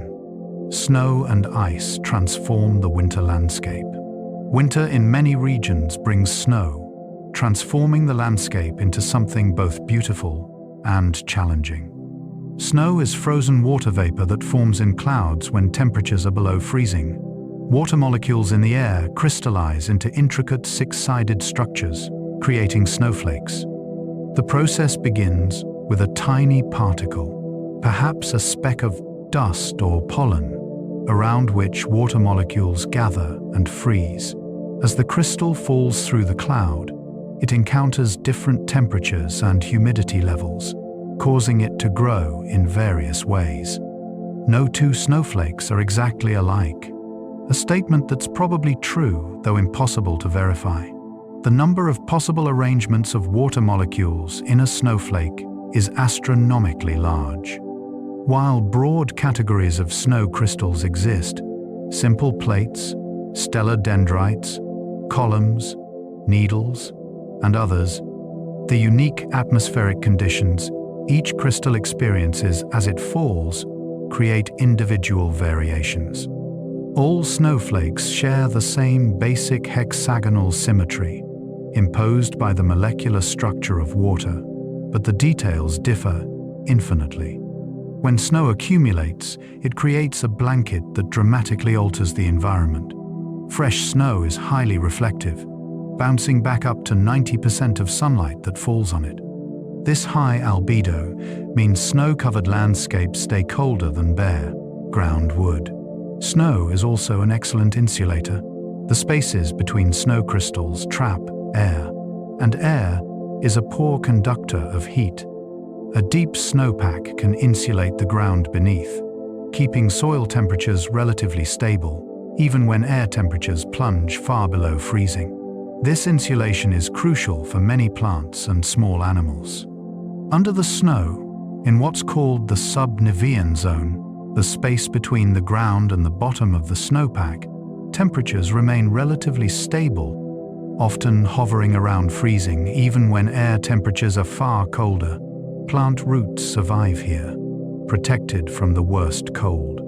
Small mammals like voles, shrews, and mice remain active all winter in this zone, tunneling through grass and leaf litter, feeding on seeds and plant material. They're protected from both the cold above and from many predators that can't reach them under the snow. Some predators have adapted to hunt in the sub-Nevian zone. Foxes use their acute hearing to locate voles, moving under the snow, then leap high into the air and plunge down through the snow to catch their prey. This behavior, called mousing, is remarkable to watch. The fox listens intently, head tilted, triangulating the sound. Then it leaps, sometimes several feet into the air, and dives headfirst into the snow, often disappearing completely. It emerges moments later, hopefully with a meal. Ice forms on ponds, lakes, and rivers when temperatures remain below freezing long enough. The process begins at the surface, with a thin skim of ice spreading across still water. Over days or weeks, the ice thickens. Ice is less dense than liquid water, an unusual property. Most substances are denser in solid form than liquid. Water's maximum density occurs at about 4 degrees Celsius, a few degrees above freezing. As water cools below this temperature, it actually becomes less dense. This means ice floats. This property is crucial for aquatic life. Because ice floats, bodies of water freeze from ice, the top down rather than bottom up. The ice layer acts as insulation, slowing further heat loss from the water below. Fish, turtles, frogs, and other aquatic life survive in the liquid water beneath the ice. If ice were denser and sank, lakes and ponds would freeze solid from the bottom up, killing most life within them. Instead, aquatic ecosystems persist through winter under protective ice layers. In very cold regions, ice can grow thick enough to support substantial weight. In northern climates, ice roads are created across frozen lakes and rivers, allowing travel and transport during winter months. The thickness of ice must be carefully measured and monitored. Generally, 4 inches of clear ice can support a person on foot. 8 to 12 inches can support a car. More is needed for heavier vehicles. The ice must be clear, not cloudy or layered, for maximum strength. The presence of snow and ice dramatically affects human life. It creates winter sports and recreation opportunities: skiing, skating, snowboarding, ice fishing, snowmobiling, and sledding. Entire economies in some regions depend on winter tourism. Swiss ski resorts, Canadian ice hotels, and Scandinavian Northern Lights tours all rely on winter conditions. Children wait eagerly for the first snow, anticipating school closures and days of play. But snow and ice also pose challenges. Roads become slippery and dangerous. Accidents increase. Snow must be cleared from driveways, sidewalks, and parking lots, requiring time and effort. Heavy snow can damage roofs, bringing them down under the weight. Pipes can freeze and burst, causing flooding and damage. Power lines heavy with ice can snap, causing outages. Entire industries exist to deal with winter conditions. Snowplows, salt trucks, heating systems, insulated clothing, and winter tires. For those who live in snowy climates, winter is a season that demands respect, preparation, and adaptation. It shapes culture, architecture, and daily life in profound ways. Houses are built with steep roofs so snow slides off. Double or triple-paned windows reduce heat loss. People own special winter wardrobes. Cars carry emergency supplies in case of being stranded. Communities develop snow removal systems and emergency plans. Winter is not just a season, but a way of life that requires constant attention and response. Winter is a season of rest for many plants. To human eyes, winter can seem like a dead season, especially in regions where snow covers the ground and trees stand bare. But this appearance is deceiving. Winter is not death, it's dormancy, a state of rest that allows plants to survive harsh conditions and conserve energy for spring's explosive growth.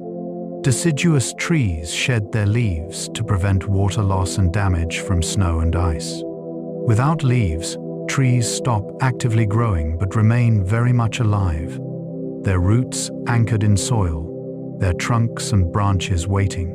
Inside the bark, in a layer called the cambium, the tree's cells remain alive but inactive.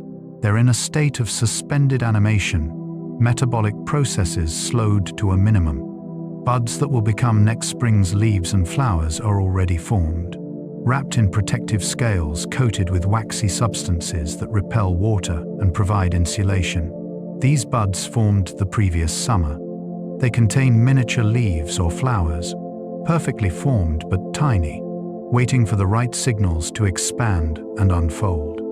Perennial plants die back to the ground, but their root systems remain alive underground, storing energy in bulbs, tubers, rhizomes, or thick roots. Daffodil and tulip bulbs wait just beneath the surface, containing everything needed for next spring's growth. Hostas retreat completely, their leaves dying and decomposing, but their crown and roots persist. Tree roots continue some growth even in winter, if the soil isn't frozen, extending their reach in preparation for the next growing season. Evergreen trees and shrubs like pines, spruces, firs, and hollies keep their leaves or needles year-round. Their foliage is specially adapted to survive winter. Needles are coated with thick, waxy cuticles that prevent water loss. They contain antifreeze compounds that lower the temperature at which their cells would freeze. Their dark color helps absorb whatever sunlight is available. They continue photosynthesizing even in winter, though at a much reduced rate compared to summer. This strategy allows them to start growing immediately when spring arrives, giving them an advantage over deciduous plants that must first grow new leaves. Winter dormancy is triggered by changes in day length and temperature. As autumn progresses and days shorten, plants sense the shift through specialized proteins called phytochromes that measure light exposure. They begin withdrawing nutrients from leaves, forming the abscission layers that will cause leaves to fall, and entering a state of metabolic slowdown. This dormancy is so deep that, even if you brought a dormant tree indoors into warmth and light, it wouldn't immediately start growing. Most temperate zone plants require a certain number of cold hours, called chilling hours, to break dormancy. This is typically temperatures between freezing and about 45 degrees Fahrenheit, sustained for weeks or months. Without adequate chilling, plants may not bloom or leaf out properly in spring. This is a built-in safety mechanism that prevents plants from being fooled by brief warm spells in midwinter. A few warm days in January might tempt a plant to start growing, but if cold returns, the new growth would be killed. The chilling requirement ensures that plants don't break dormancy until winter has truly passed and spring is genuinely arriving. This rest period is essential for plant health. It allows plants to repair cellular damage accumulated during the growing season, to reset their internal systems, and to prepare for the enormous energy expenditure of spring, growth, and reproduction. Without winter's rest, many plants would exhaust themselves and die. The dormant landscape, seemingly lifeless, is really a landscape of patience, of potential energy stored and waiting to be released. Winter is the inhale before spring's exhale, the pause that makes the crescendo possible. Trees in winter reveal their true structure. Stripped of leaves, we can see the branching patterns, the architecture that's hidden in summer. Each species has its own growth form. Oaks have strong, spreading branches. Maples form rounded crowns. Birches are delicate and graceful. Aspens grow tall and straight. This essential structure is always there, but only winter reveals it fully. There's a stark beauty in bare branches against winter sky, a minimalist aesthetic that some find as beautiful as spring flowers or autumn colors. Some animals thrive in winter's cold. While many creatures flee winter's cold or sleep through it, some animals are supremely adapted to thrive in these conditions. The Arctic fox, with its thick white fur, rounded ears, and short legs, can withstand temperatures as low as -70 degrees Celsius, -94 Fahrenheit. Its fur is the warmest of any mammal, with dense underfur and long guard hairs that trap air and provide phenomenal insulation. The fox's paws are covered in fur, even on the bottom, protecting against frozen ground. Its compact body shape minimizes surface area relative to volume, reducing heat loss. Arctic foxes remain active all winter, hunting lemmings and other small prey beneath the snow. They can hear prey moving under several feet of snow and use the same mousing technique as red foxes, leaping and plunging through snow to catch their meals. When food is scarce, they follow polar bears and scavenge from seal kills. They've even been found on sea ice, hundreds of miles from land, following bears across the frozen ocean. Their adaptability and toughness allow them to survive in one of Earth's harshest environments. Polar bears are winter specialists, though their greatest activity comes in autumn and early winter, when seals are most accessible on newly formed sea ice. A polar bear's fur is actually transparent, not white. Each hair is a hollow tube that reflects light, providing camouflage against snow and ice. Light enters the hollow hairs and is scattered, creating the white appearance. Some light travels through the hair to the skin, which is black. The black skin absorbs solar radiation, helping to warm the bear. A layer of blubber up to 4 inches thick provides insulation and energy reserves. Polar bears are so well insulated that they can overheat if they exert themselves too much. When running or swimming, they must take care not to overheat, which is a strange concern for an animal living in the Arctic. Their preferred technique is slow stalking of seals, conserving energy and staying cool. They're powerful swimmers, capable of swimming for days, covering over 100 miles, aided by partially webbed front paws. Climate change is reducing Arctic sea ice, forcing polar bears to swim longer distances and spend more time on land where food is scarce, threatening their survival. Penguins endure some of Earth's harshest winter conditions. Emperor penguins breed during the Antarctic winter, the only warm-blooded animal to do so. After laying a single egg, the female transfers it to the male and departs to the sea to feed, leaving males to incubate eggs on their feet under a fold of skin called a brood pouch. The males huddle together in massive groups, sometimes thousands of individuals, packed tightly together to conserve warmth. Temperatures can drop below -40 degrees, with winds exceeding 100 miles per hour. The huddle constantly rotates, with penguins on the cold outer edge gradually moving toward the warmer center, and those in the center moving out. This cooperative behavior keeps the entire group warm, enough to survive. Males fast for over 2 months during incubation, living off stored fat reserves and losing up to half their body weight. When chicks hatch, males feed them with a secretion from their esophagus until females return with food from the sea. The dedication is extraordinary. enduring some of the worst weather on Earth to protect a single egg. Smaller animals also have impressive adaptations. The wood frog can survive being frozen solid.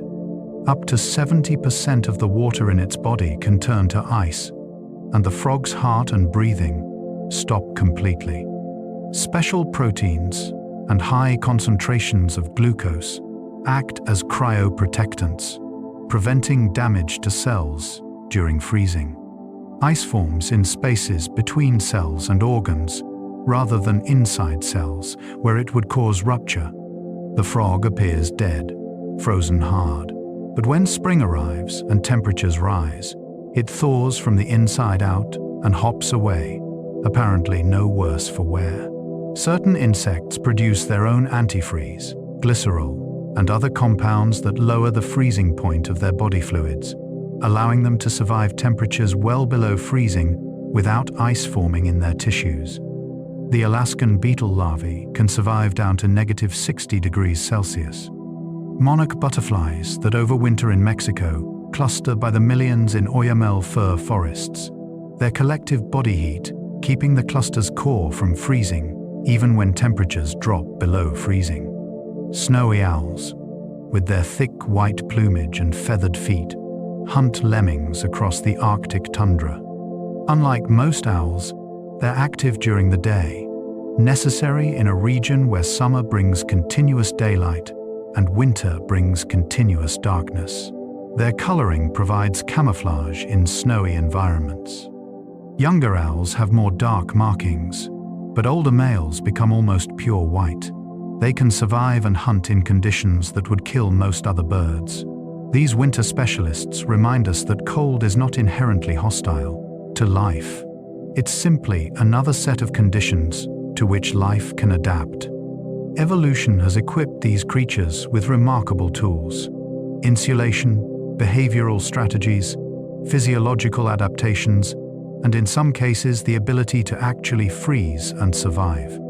Where humans see a frozen wasteland, these animals see home, opportunity, and abundance.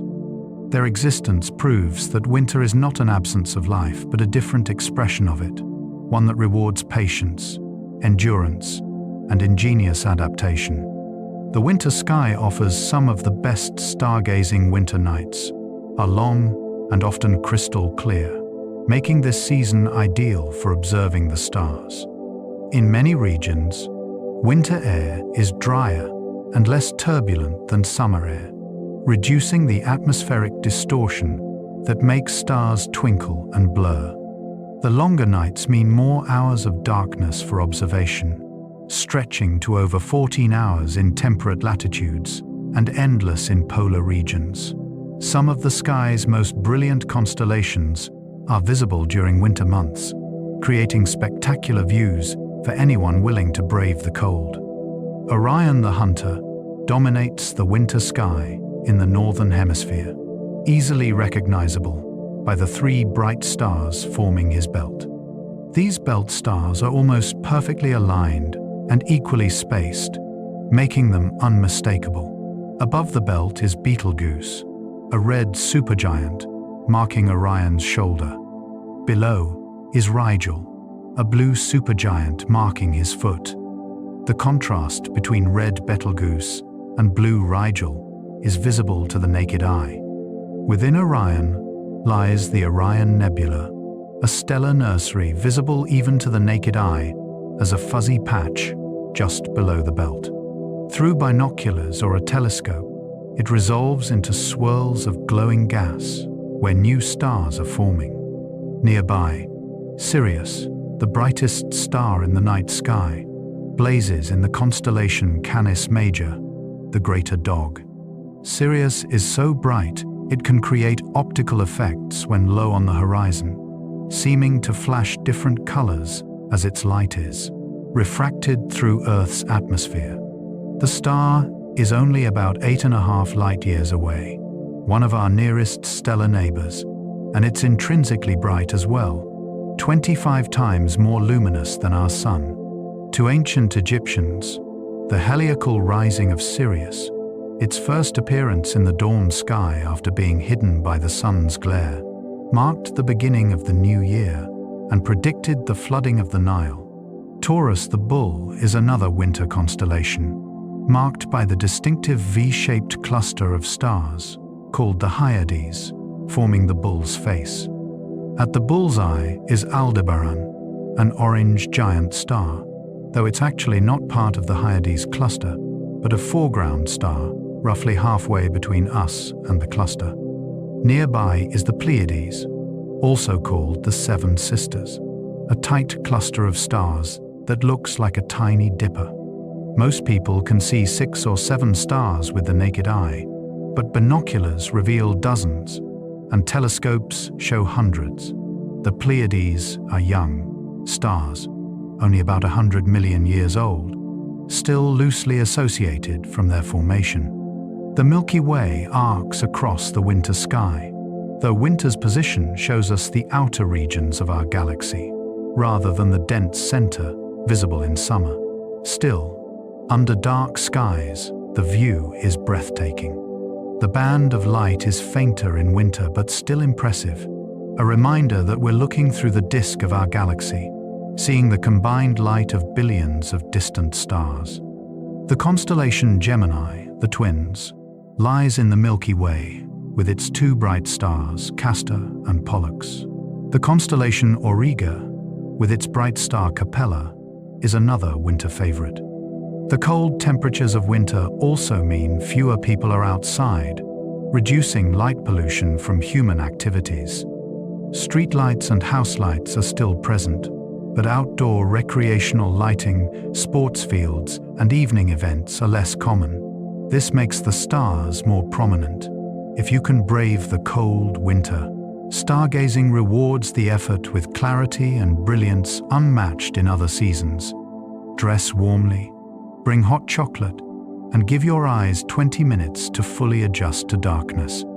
The view improves dramatically after dark adaptation. Indigenous peoples of the far north developed rich astronomical traditions based on winter observations.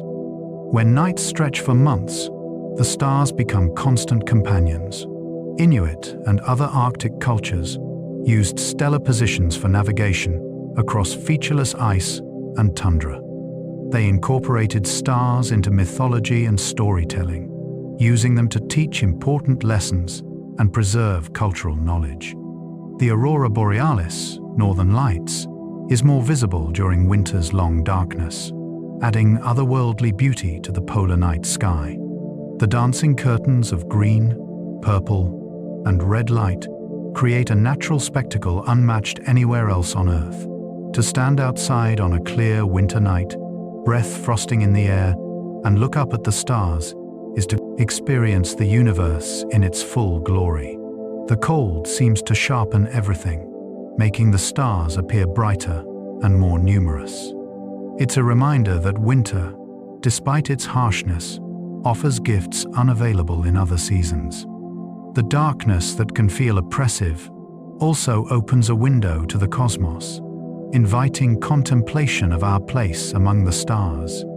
The winter sky is vast, clear, and beautiful, a reward for those willing to endure the cold. Winter festivals bring light to the darkest season.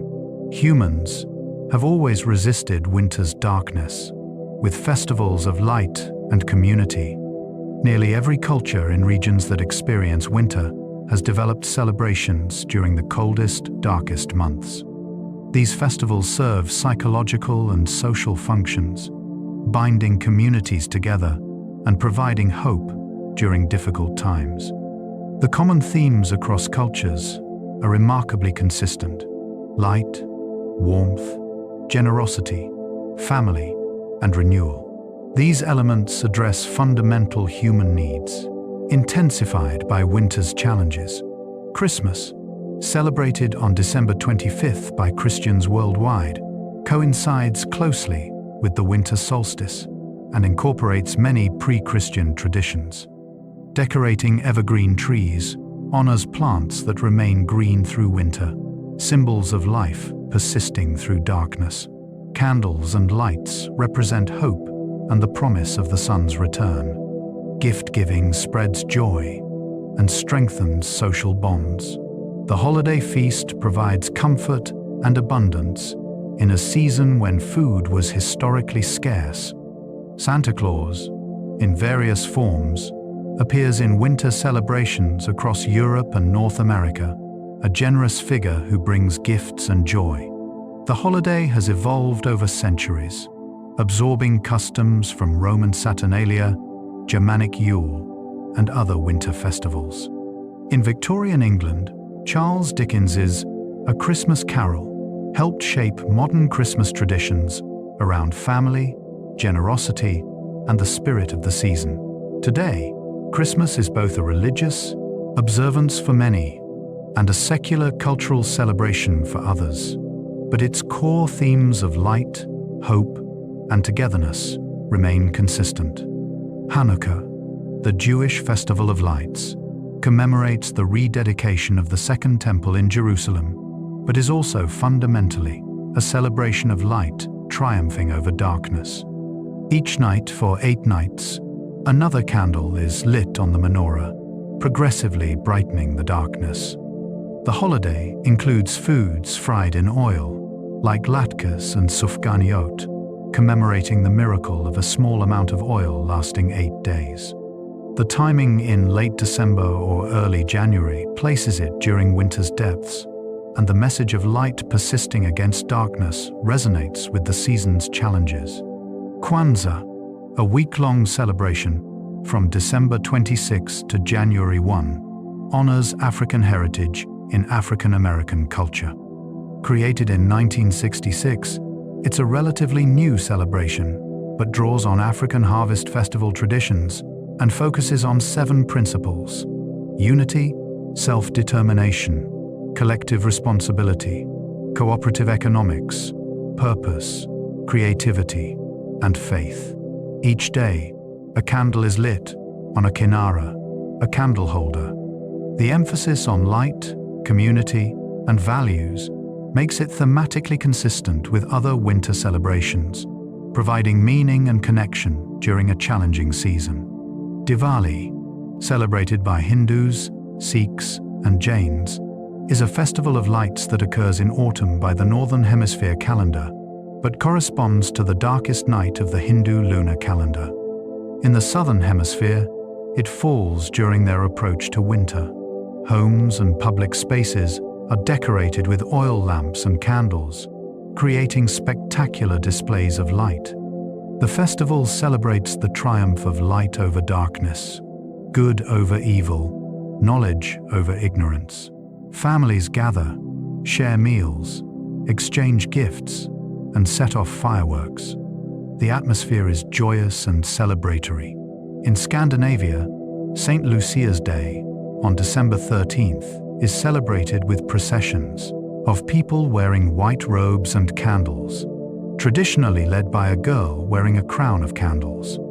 The celebration honors St. Lucia, a Christian martyr, but also serves as a festival of light during the darkest part of winter. Saffron buns and special cookies are eaten. Schools and communities hold Lucia processions, maintaining a tradition that brings light and beauty to dark December mornings. Chinese New Year, also called Spring Festival, occurs in late January or early February, still during winter in the Northern Hemisphere. It's the most important celebration in Chinese culture, featuring family reunions, feasting, fireworks, red decorations symbolizing good fortune, and the giving of red envelopes containing money. The festival officially welcomes spring, even though winter weather persists, looking forward to renewal and new beginnings. Dragon and lion dances fill streets with color and energy. The celebration lasts 15 days, culminating in the Lantern Festival. These festivals share common wisdom accumulated over millennia of human experience with winter.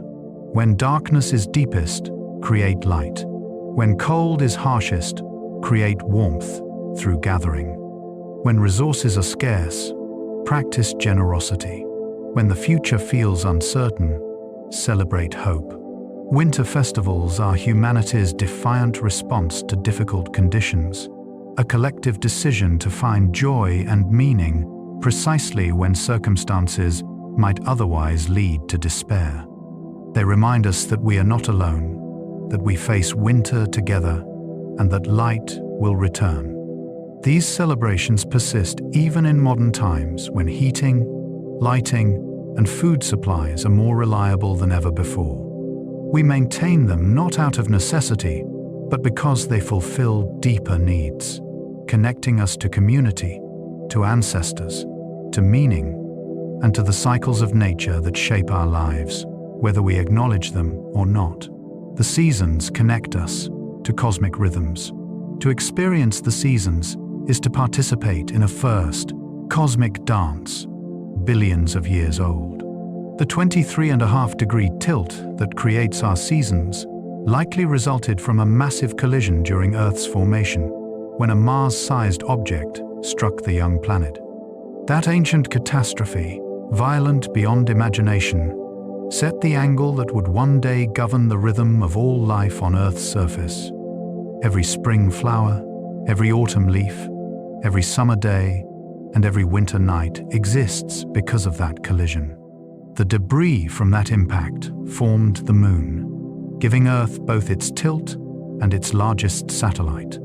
Earth's orbit around the Sun takes approximately 365.25 days, which is why we add a leap day every 4 years to keep our calendar aligned with the seasons. This orbital period is not arbitrary. It's determined by the mass of the Sun, the distance between it and Earth, and the laws of gravity that govern all motion in the universe. These are fundamental relationships, the same physics that operate throughout the cosmos. When you experience summer's warmth or winter's cold, you're feeling the effects of gravitational dynamics operating across 93 million miles of space. The Sun itself, which drives all seasonal changes through its light and heat, is a middle-aged star about 4.6 billion years old, halfway through its approximately 10 billion-year lifespan. It's been steadily brightening throughout its life, a natural consequence of the fusion reactions in its core. In the distant past, when life was first emerging on Earth, the Sun was about 30% dimmer than it is today. Earth's seasons would have been cooler overall. In the distant future, as the Sun continues to age and brighten, seasons will grow warmer. Eventually, in a few billion years, the Sun will expand into a red giant, possibly engulfing Earth entirely. The slow evolution of our star means the seasons we experience are temporary on cosmic timescales, a brief, stable period in the long history of our solar system. The Earth we know, with its temperate seasons and abundant life, is a fleeting moment in cosmic history. But it's our moment, the conditions that allowed human civilization to develop and flourish. We evolved to fit these seasons, and they shaped everything about us: our biology, our cultures, our agriculture, our migrations, and our understanding of time itself. Beyond Earth, other planets experience seasons too, though often very different from ours. Mars, with an axial tilt similar to Earth's at about 25 degrees, has seasons, though each lasts about twice as long because Mars takes longer to orbit the Sun.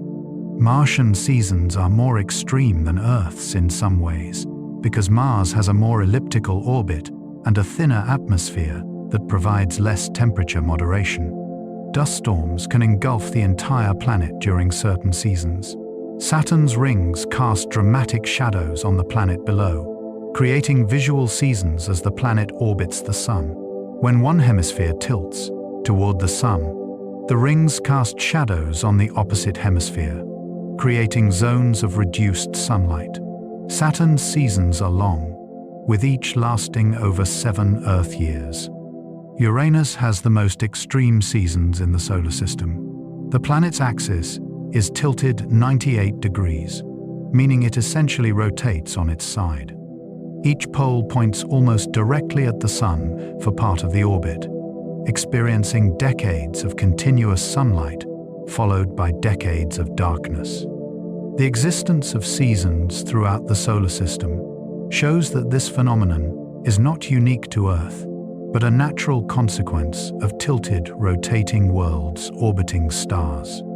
The specific details vary based on each planet's tilt, orbit, atmosphere, and distance from the Sun, but the fundamental pattern persists.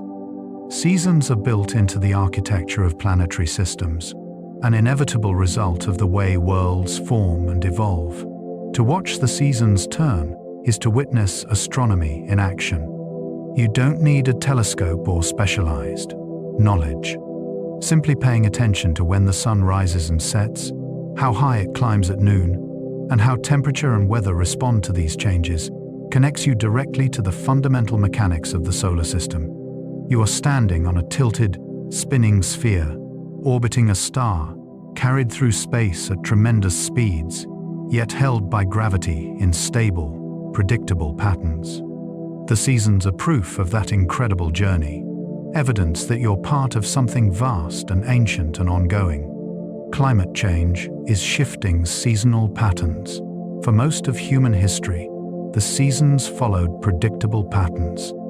Farmers could rely on roughly the same planting and harvesting dates year after year, varying somewhat with weather, but generally consistent. Animals migrated on schedules refined over millennia. Plants flowered at expected times. But in recent decades, these ancient rhythms have begun to shift. Global average temperatures have risen due to increased greenhouse gases in the atmosphere, primarily from burning fossil fuels, deforestation, and industrial agriculture. This warming is affecting seasonal timing and character in measurable ways. Spring is arriving earlier in many regions. Studies show that in the northern hemisphere, spring events like bud burst, flowering, and bird migration are happening an average of 2 to 3 weeks earlier than they did just a few decades ago. In some locations, the shift is even more pronounced. This might sound pleasant, more time to enjoy flowers and warm weather, but ecosystems are finely tuned networks of relationships, and even small shifts can cause disruptions. If flowers bloom before their pollinators emerge from hibernation or arrive from migration, both suffer. The flowers may not get pollinated, reducing seed production and affecting the next generation.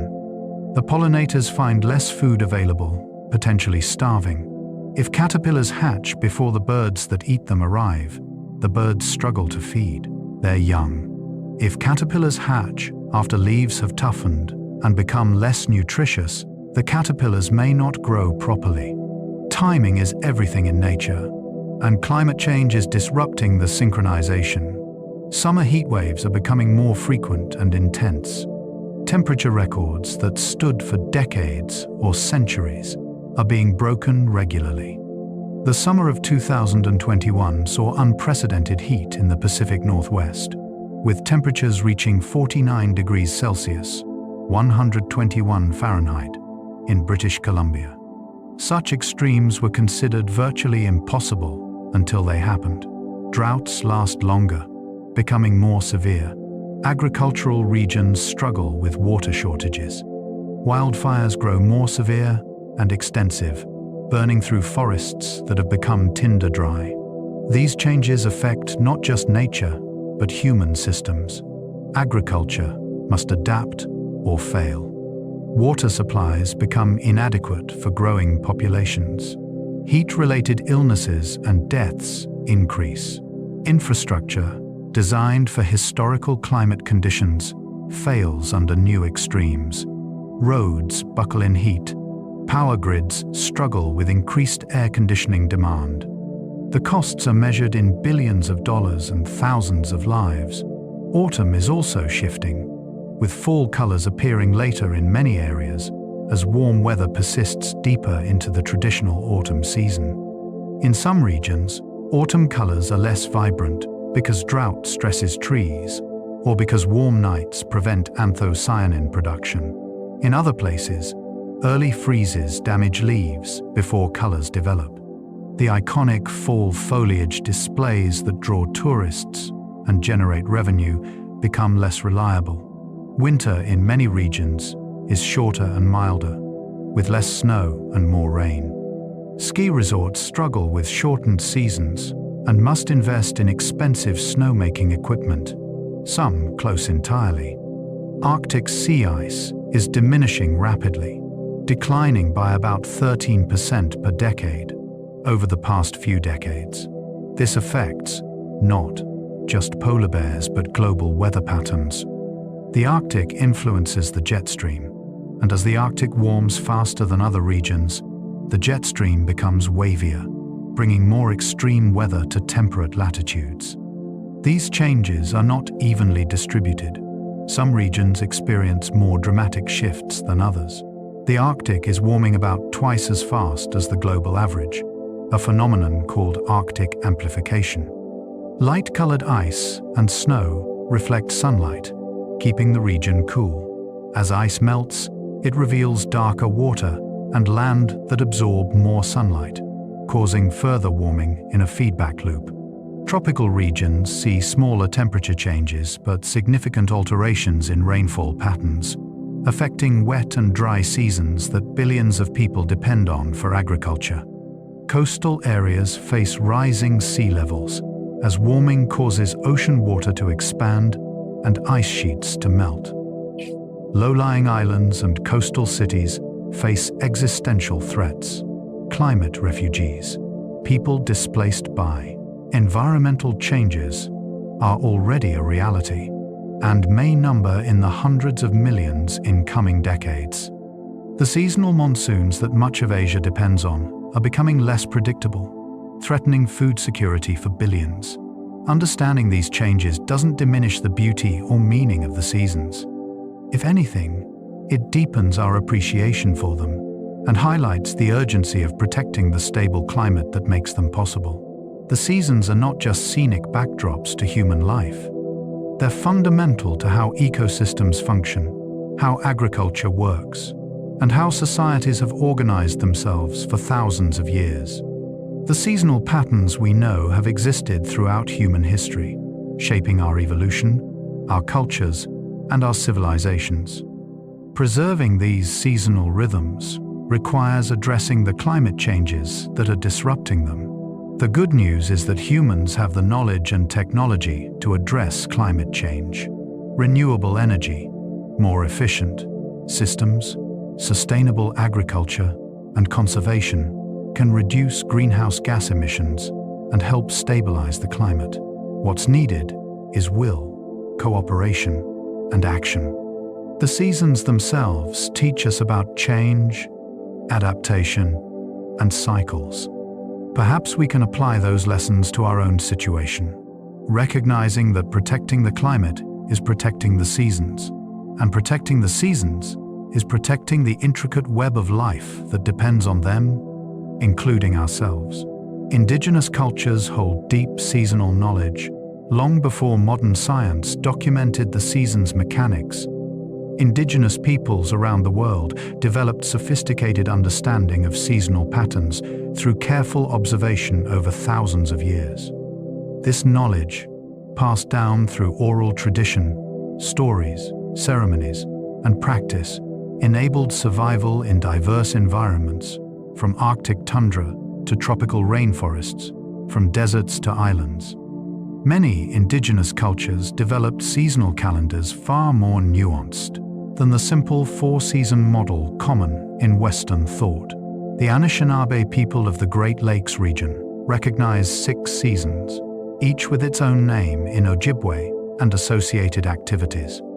There's winter, Bibun, spring, Ziguan, summer, Nibin, late summer or midsummer, Abita, Nib, fall, Dagwagin, and late fall or freeze-up, Gashkadino Giazis. This finer division acknowledges the distinct transitions that occur. Transitions a four-season model glosses over. There's the time when ice breaks up on lakes, when maple sap starts flowing, when wild rice is ready to harvest. when animals are fattening for winter. Each period brings specific responsibilities, opportunities, and ceremonies. Australian Aboriginal peoples developed seasonal calendars adapted to their specific regions across an incredibly diverse continent. In the tropical north, the Yolngu people of Arnhem Land recognize 6 seasons based on changes in weather, plants, and animal behavior. There's the build-up to the wet season itself, the transitional period after the wet, the early dry season, the middle dry season, and the late dry season. Each brings different foods, different activities, and different spiritual significance. In temperate southern Australia, some groups recognize as many as 7 distinct seasons, tracking subtle changes in wind patterns, plant flowering, and animal behavior. These calendars aren't arbitrary divisions, but reflect deep observation of actual changes in the environment. They guide decisions about when and where to gather certain foods, when to burn land to encourage new growth, when to move between seasonal camps, and when certain ceremonies should be performed. The knowledge is intimately tied to specific places, developed over tens of thousands of years of continuous culture in the same lands. It represents an accumulated wisdom that modern science is only beginning to appreciate. Native Hawaiian traditional knowledge divides the year into 2 main seasons: Kau, summer, running roughly from May to October, and Huilo, winter, from November to April. But within these are detailed understandings of lunar months, each with its own name and associations. Certain fish spawn during certain moons, certain plants fruit at specific times. Winds shift with the seasons, bringing different weather from different directions. This knowledge guided sophisticated agricultural terracing systems, aquaculture ponds, and voyaging across vast stretches of ocean. Polynesians could predict weather and navigate between islands using observations of stars, winds, waves, and currents that all changed seasonally. Master navigators carried mental maps of incredible complexity, knowing hundreds of stars, wave patterns, bird behaviors, and seasonal signs. This knowledge enabled them to settle remote Pacific islands, undertaking voyages of thousands of miles in outrigger canoes, arriving at tiny islands in a vast ocean with remarkable accuracy. Much of this indigenous knowledge is at risk of being lost as languages die, traditional lifestyles become less common, and elders pass away without successors trained in traditional ways. Globalization, urbanization, and cultural pressure have disrupted the transmission of knowledge that took millennia to develop. Efforts to document and preserve this knowledge are ongoing, not just for cultural preservation, but because indigenous seasonal knowledge contains practical wisdom about living sustainably with natural cycles. Scientists increasingly recognize that indigenous knowledge can complement scientific understanding, offering insights gained from millennia of direct experience with specific ecosystems and their seasonal rhythms. Traditional ecological knowledge includes details about species, relationships, environmental indicators, and sustainable practices that Western science is only now discovering. Collaboration between indigenous knowledge holders and scientists is producing valuable insights for conservation, climate adaptation, and sustainable resource management. Indigenous peoples are also among the first to notice and be affected by climate change. Seasonal patterns they've relied on for generations are shifting. Ice forms later and melts earlier in the Arctic, shortening hunting seasons. Plant flowering times change, affecting traditional harvest times. Animal migrations shift, sometimes disappearing entirely from traditional routes. These changes threaten not just physical survival, but cultural survival, as practices tied to specific seasonal events become impossible to maintain. Yet indigenous communities are also demonstrating remarkable resilience and adaptation, drawing on both traditional knowledge and modern tools to respond to changing conditions. They're adjusting harvest times, diversifying food sources, and sharing information across communities.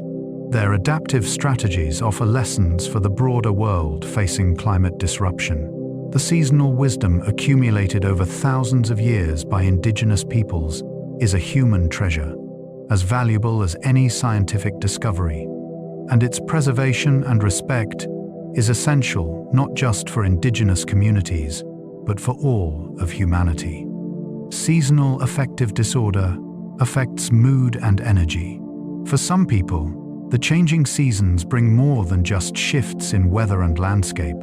Seasonal affective disorder, or SAD, is a type of depression that follows a seasonal pattern, typically beginning in late autumn and continuing through winter.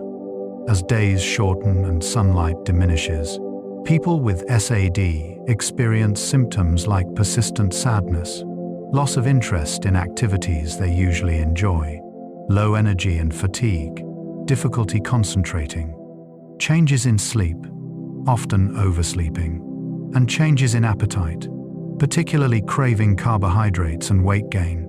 It's more than just winter blues or cabin fever.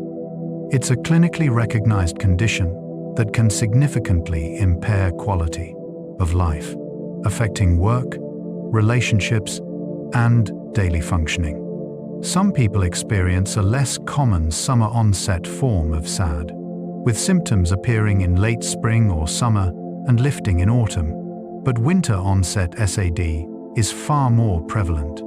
An estimated 10 million Americans experience SAD, with another 10 to 20% experiencing milder winter blues. Women are diagnosed more often than men, though this may reflect reporting differences rather than actual prevalence.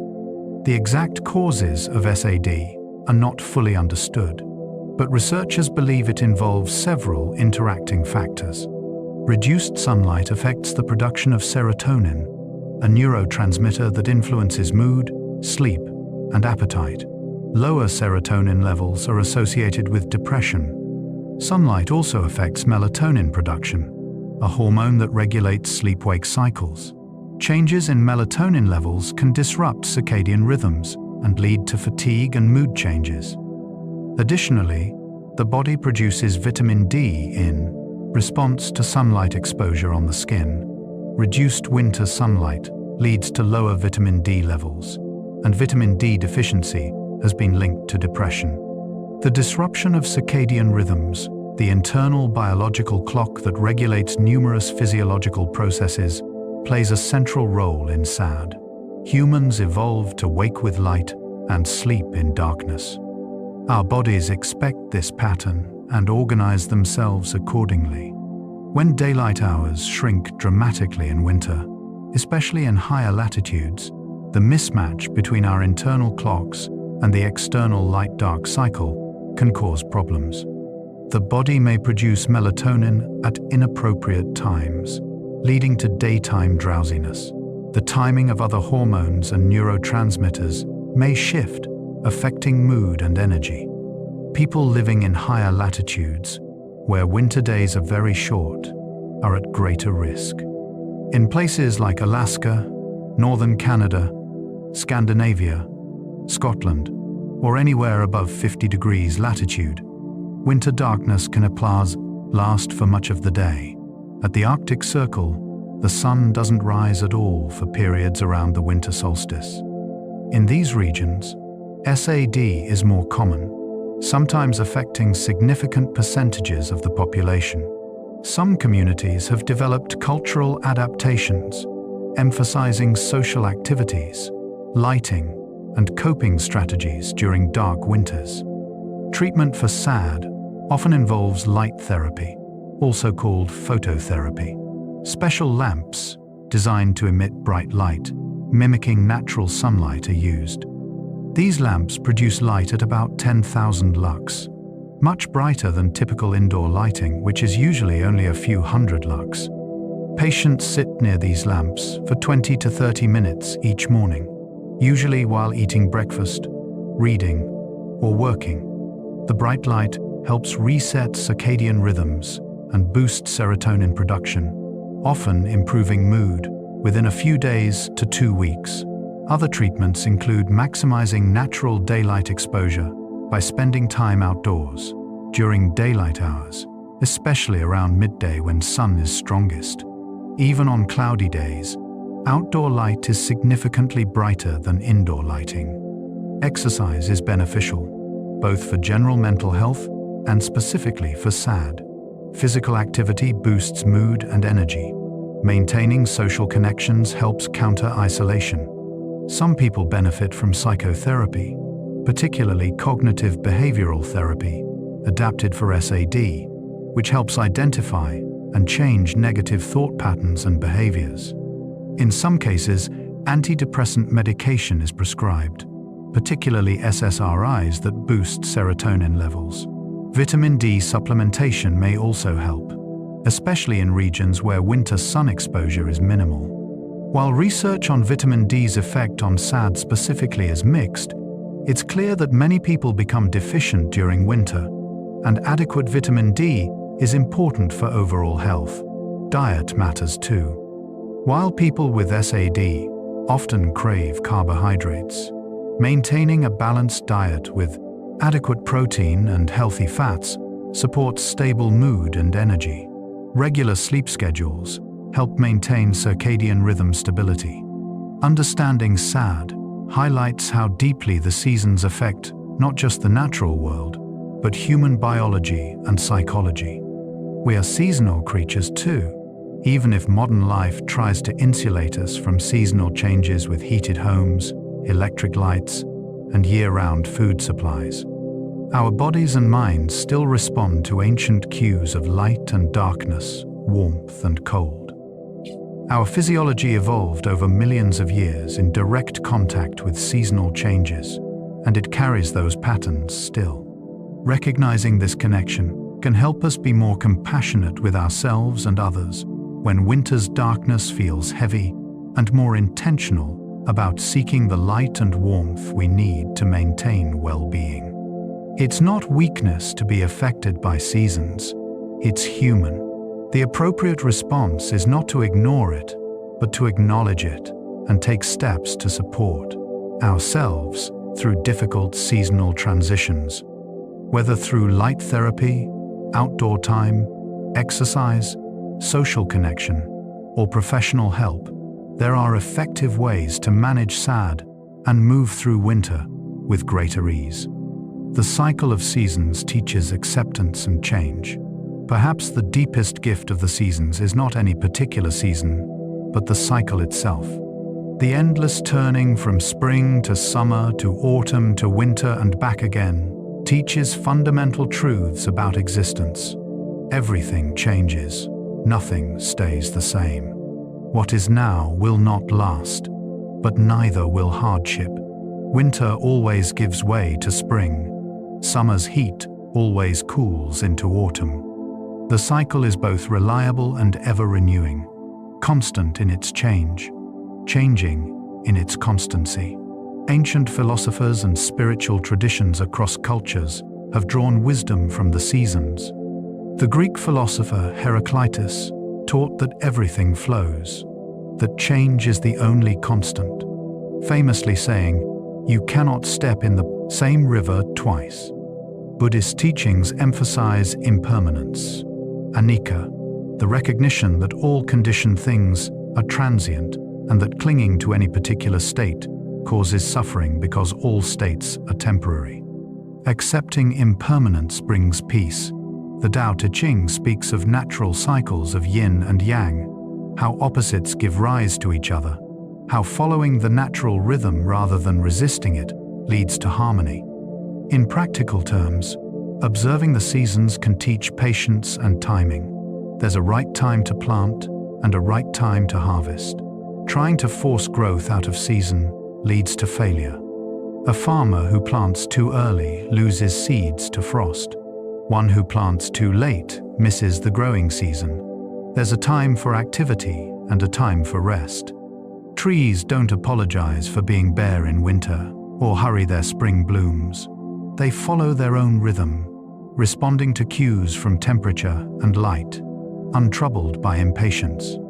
Humans might benefit from similar patience with themselves and with the natural timing of projects and life phases. The seasons also teach resilience and trust in renewal. No matter how harsh the winter, spring returns. No matter how fierce the summer heat, autumn's relief arrives. The natural world survives not by resisting these changes, but by adapting to them, by bending rather than breaking. Flexible branches survive winter storms while rigid ones snap.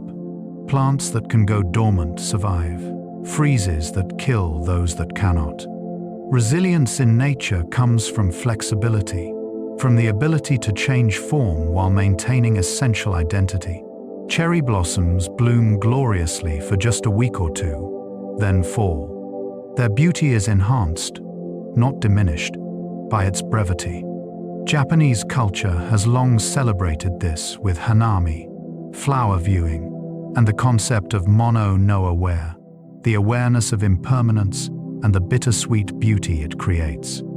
The blossoms are precious precisely because they don't last. Autumn leaves blaze with color, precisely because they're dying, the tree transforming the end into celebration. Nature shows us that endings can be beautiful, that what has served its purpose can be released with grace and even glory. For individuals facing difficult periods, whether grief, illness, loneliness, loss, or any of life's countless challenges, the seasons offer a powerful metaphor and promise. This too shall pass. Winter does not last forever. Even in the darkest times, the wheel is turning toward light. The season you're in now, no matter how difficult, is temporary.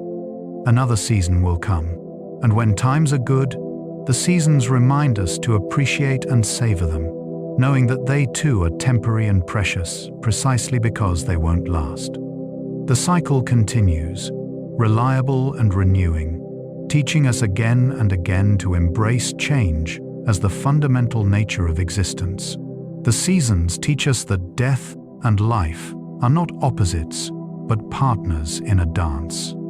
Autumn's falling leaves feed spring's new growth. Winter's cold rest enables summer's abundance. Nothing is truly lost, only transformed. The atoms in your body have been cycling through living things for billions of years. You are made of recycled stardust and ancient organic matter. When you die, those atoms will continue in other forms. You are part of the great cycle, temporary in your current form, but eternal in your substance, always part of the flow. Each season holds its own unique beauty. One season is not better than another. Each holds its own gifts, its own beauty, its own lessons, its own place in the cycle. To love one season and resent another is to miss the point. Each is perfect for what it is. Each offers exactly what the world needs in that moment. Spring's gift is renewal, the joy of watching life return after dormancy, the tenderness of new leaves and flowers, the excitement of possibility. Everything feels fresh and full of potential. Birds sing with renewed vigor, claiming territories and attracting mates. The world smells of rain and growing things, that distinctive petrichor mixed with the scent of blooming plants. Spring reminds us that beginnings are always possible, that renewal can follow any ending, that hope is justified. Summer's gift is abundance, the fullness of life in its most exuberant expression.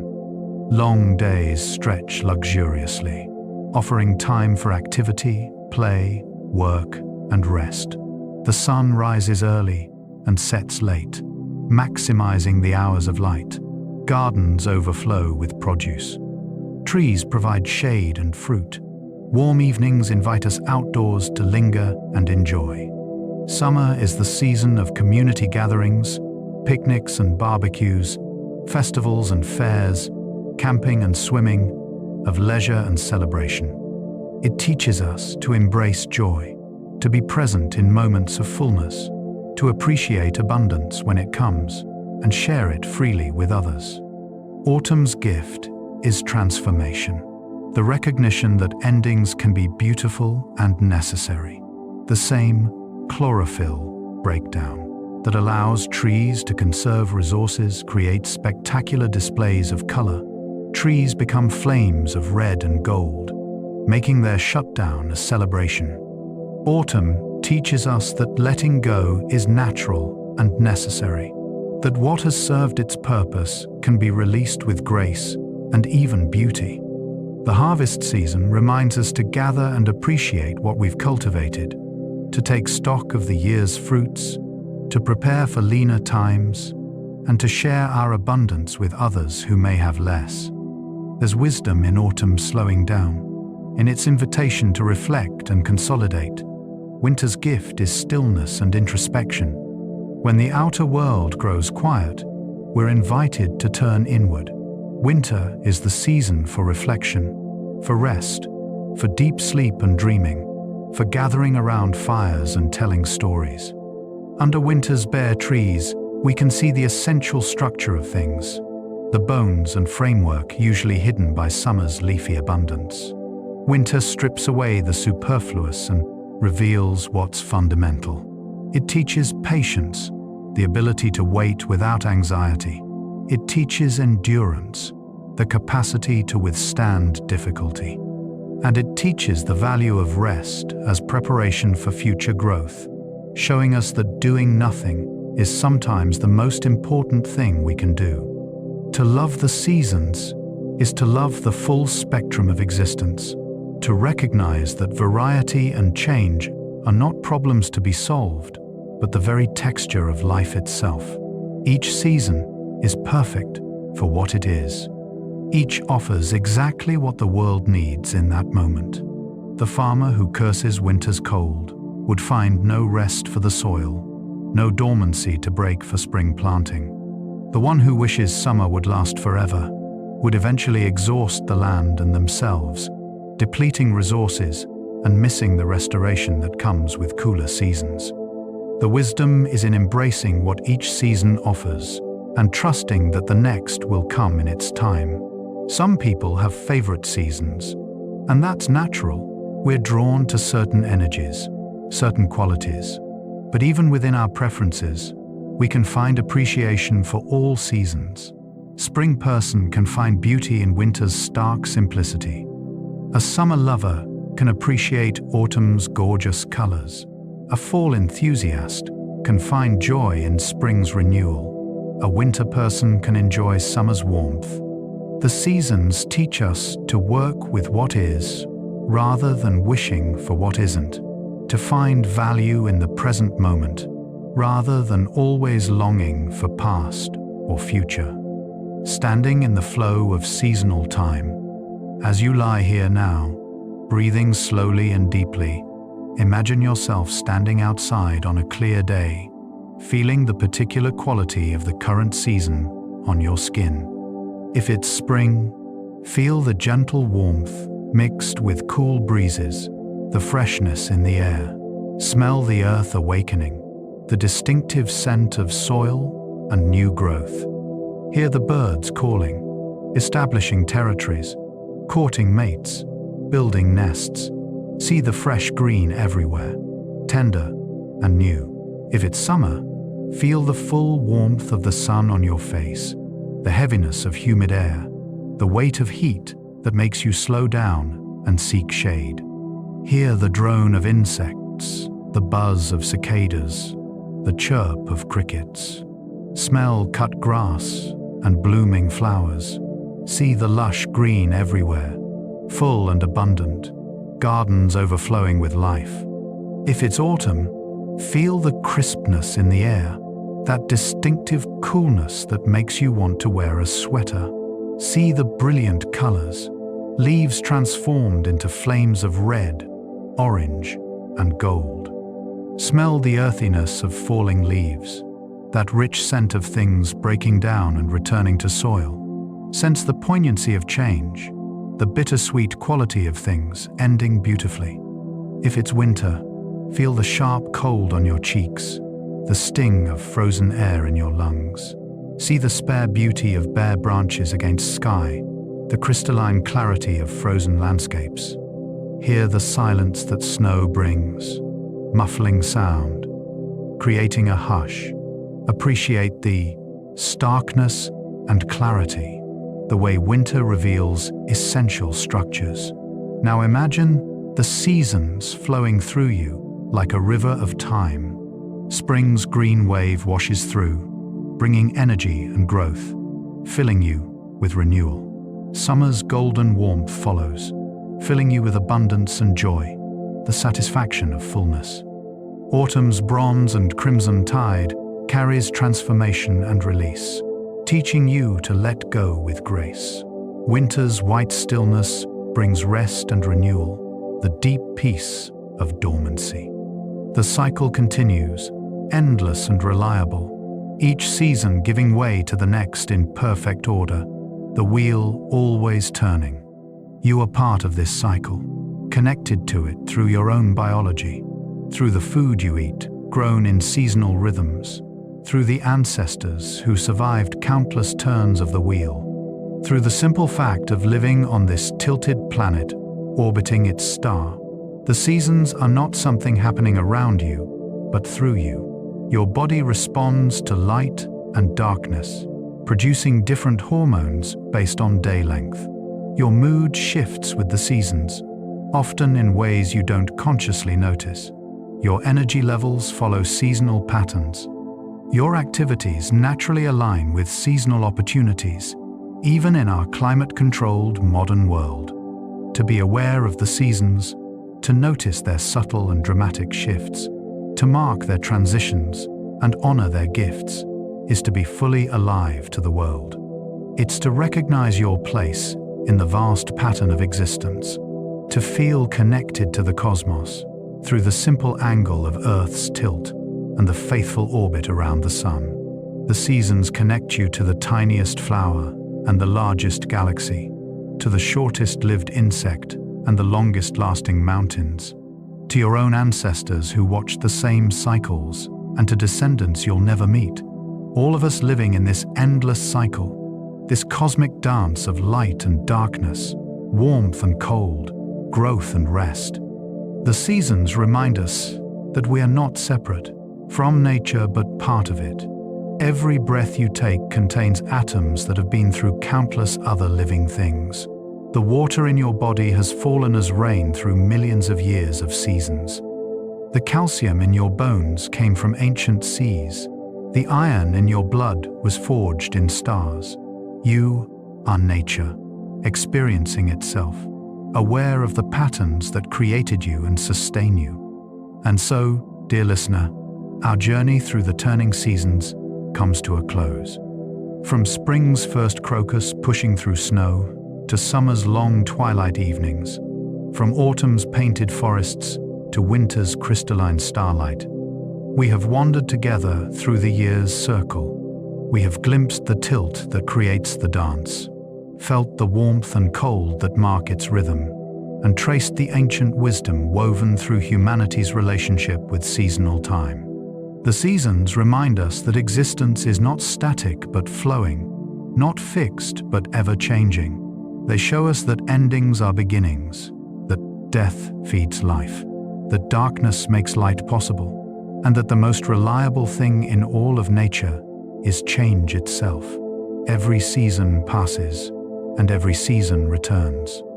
The wheel turns, constant in its motion, variable in its expression, forever cycling through the same basic pattern, yet always unique in its details.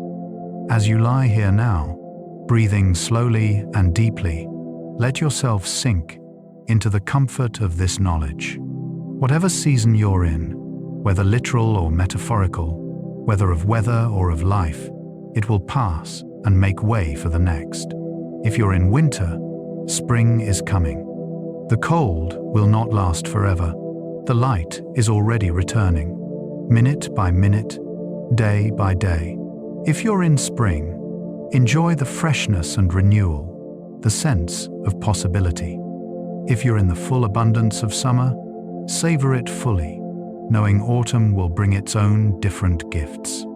If you're in autumn, appreciate the transformation, the beauty of change, the harvest of what you've grown. The cycle continues, whether we understand it or not, whether we accept it or resist it.